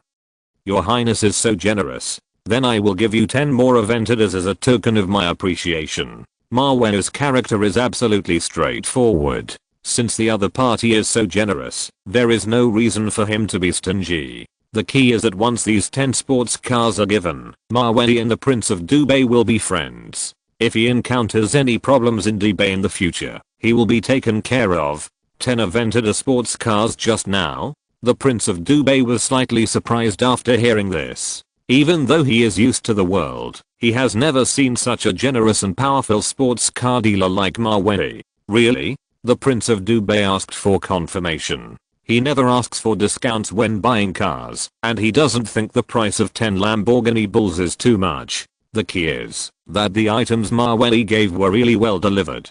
Compared with others who directly gave $10 million, the prince is more willing to accept it. Of course it's true, Your Highness. I will fulfill what I promised just now. Marwen said very business-wise. How many people want to give gifts to the Prince of Dubai, but they don't have this opportunity. Moreover, the Prince of Dubai has so much money that he can't put it all in his house, and he may not be interested in it. The Prince of Dubai shook Marwen's hand and said to him gratefully, "Thank you very much, Marwen. From now on, you are my friend of Dubai. Oh, by the way, Marwen, I just heard from AMR and others that you came to Dubai to acquire the Alpha Oil Mine Company. If you don't mind, how about I go with you to take a look? It happens that I have nothing to do today." The eldest Prince of Dubai said to Marwen enthusiastically. The people of Dubai are so hospitable. Really, Your Highness? That's great. Marwen didn't expect that things would develop in this direction.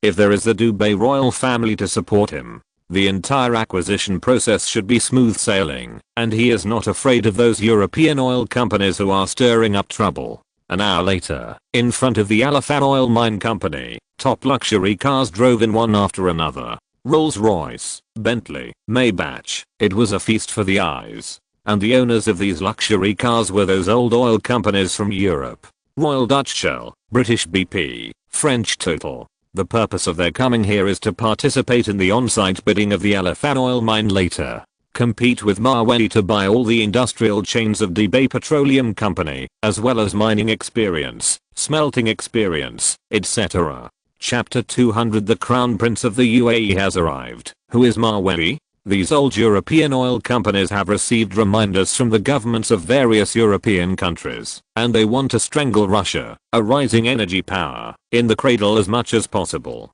lest they wait until it develops and shakes the status of their European oil companies. Sure enough, as their status continues to rise, the opponents that appear will become stronger and stronger. When the door of the Rolls-Royce opened, a middle-aged Dutch man in a suit and tie, combing his meticulous blonde hair, walked out of the car. The man is the executive president of the Asia Pacific region of Royal Dutch Shell. All the business here in Dubai is under his control. After the Dutchman walked out of the Rolls-Royce, the door of the Bentley not far away also opened. Then a British man, who was also dressed neatly and had a slicked back face, walked out of the car. He was the vice president of the British BP Oil Company. After the man got off the car, he couldn't help but smile politely at the president of Shell's Asia Pacific. It can be seen that the two are old acquaintances. In addition to these two big figures in the European oil industry, the vice president of the French Total Oil Company was sitting in the Maybach car, looking at the two old acquaintances who got off the car.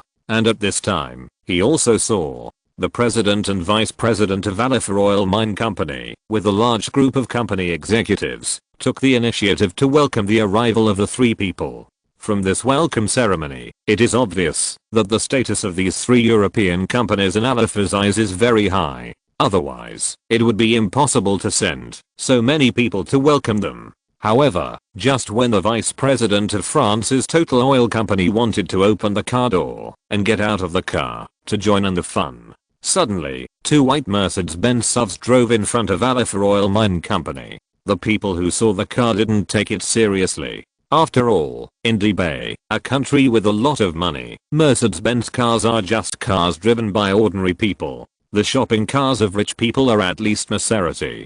But, when the president, vice president and others of Alpha Oil, who were responsible for welcoming them, saw the two Mercedes-Benz parked in front of the company, suddenly, their expressions were obviously stunned. They were stunned on the spot. The reason is that, although the two white Mercedes-Benz are ordinary, but the Dubai license plate embedded in the front of the car is not the kind of fancy English plus numbers. Instead, it is a simple number 1. That's right, it is a number 1. The number 1 is so simple that it can make all the Dubai tycoons sweat instantly. It is the symbol of the Dubai royal family. Even if it is a Santana, with this license plate, it can make Bugatti Veyron and Ferrari Enzo pale in comparison. This is the symbol of Dubai's highest power. Is that the car of His Royal Highness the Grand Prince? The president of Alpha Oil Company and others knew who was sitting in the car before the Dubai Prince got out of the car. And then, the executive president of Shell Asia Pacific in the Netherlands, the vice president of Total Oil in France, and the vice president of BP Oil in the UK, after seeing the license plate, also thought of who the owner of the car was. How did the auction attract members of the Dubai royal family? There is no reason. The three of them stared at the Mercedes-Benz in front of them. They didn't understand what was going on. However, not long after, the three European CEOs suddenly saw a young Russian man in a suit getting out of a Mercedes-Benz. And then, the one who also got out of the car was the Crown Prince of Dubai, His Royal Highness the Prince of the Emirates. Oh my god. What is going on? Why? The executive president of Shell Asia Pacific in the Netherlands stopped talking halfway through his question. Because he really couldn't figure out how this young Russian man in front of him was related to the Crown Prince of Dubai. The vice president of BP Oil in the UK, who was standing next to him, was also surprised. Am I seeing things? Is this really the eldest prince of Dubai? And the princess of Dubai is here too? Originally, according to intelligence, everyone knew that Marwani's background and relationship in Dubai were very ordinary, but the scene in front of them surprised them. Especially the vice president of Total Oil in France, who was sitting in the Maybach. The expression of astonishment at this time can be described as being stunned. Your Highness, I'm really sorry for not welcoming you. The president of Alpha Oil Company and other senior executives hurried forward to welcome the Crown Prince. However, at this time, the Prince of Dubai showed his elegant and graceful smile and then introduced Marwani to everyone. This is Marwani from Russia. He is my good friend. I came here today for bidding matters. The Prince of Dubai did not need to make it very clear, as long as he mentioned that Marwani was his friend. According to his noble status, I believe that the senior officials of Alpha Oil Company would understand everything. Half an hour later, in the conference room of the Alpha Company building, the president and vice president and others said to the three CEOs from Europe with an apologetic look, I'm so sorry. Our company's senior executives have just unanimously decided to temporarily cancel this bidding auction. Sorry. The three CEOs of European oil companies sitting in the conference room saw the scene just now. They had been mentally prepared to know that things would develop in this direction. So they had to swallow their anger and left Alpha Oil Mine Company in a depressed mood. Originally, the three of them wanted to use their status and connections in the oil industry to instigate Alpha Company to wrestle the equipment and refining industry to them and destroy Marwani's acquisition. But who would have thought that the Crown Prince of Dubai would show up halfway and disintegrate their conspiracy without any effort? It was really unlucky and a wasted trip. This time, I can't explain it when I return to the headquarters. After all, today's task is not only from the head office, but also involves the EU's oil development strategy. After sending off the three unlucky oil bosses, the executives of Alpha Company hurried to another conference room. Meet the Russian youth who had been waiting for a long time, that is, Mr. Marwani. I'm so sorry, Mr. Marwani. I kept you waiting for a long time. The senior executives of Alpha Company collectively expressed their apologies to Marwani. At this time, the Prince of Dubai and the Princess of Dubai had already left. However, this did not affect Marwani's status in the eyes of everyone. Alpha Oil Mine Company, after the oil fields are mined, will change its business. But even so, it cannot avoid the country of Dubai. So instead of choosing to sell the industry to the EU and offend the Dubai royal family, it is better to be sensible and trade it to Mavey, a good friend of the Dubai prince. End of this chapter. Thank you very much for reaching the end. Don't forget to like. Looking for more exclusive content and immediate access? Subscribe to our Patreon. Remember, every like, subscription, or donation encourages us to continue. Thanks to everyone. See you in the next video.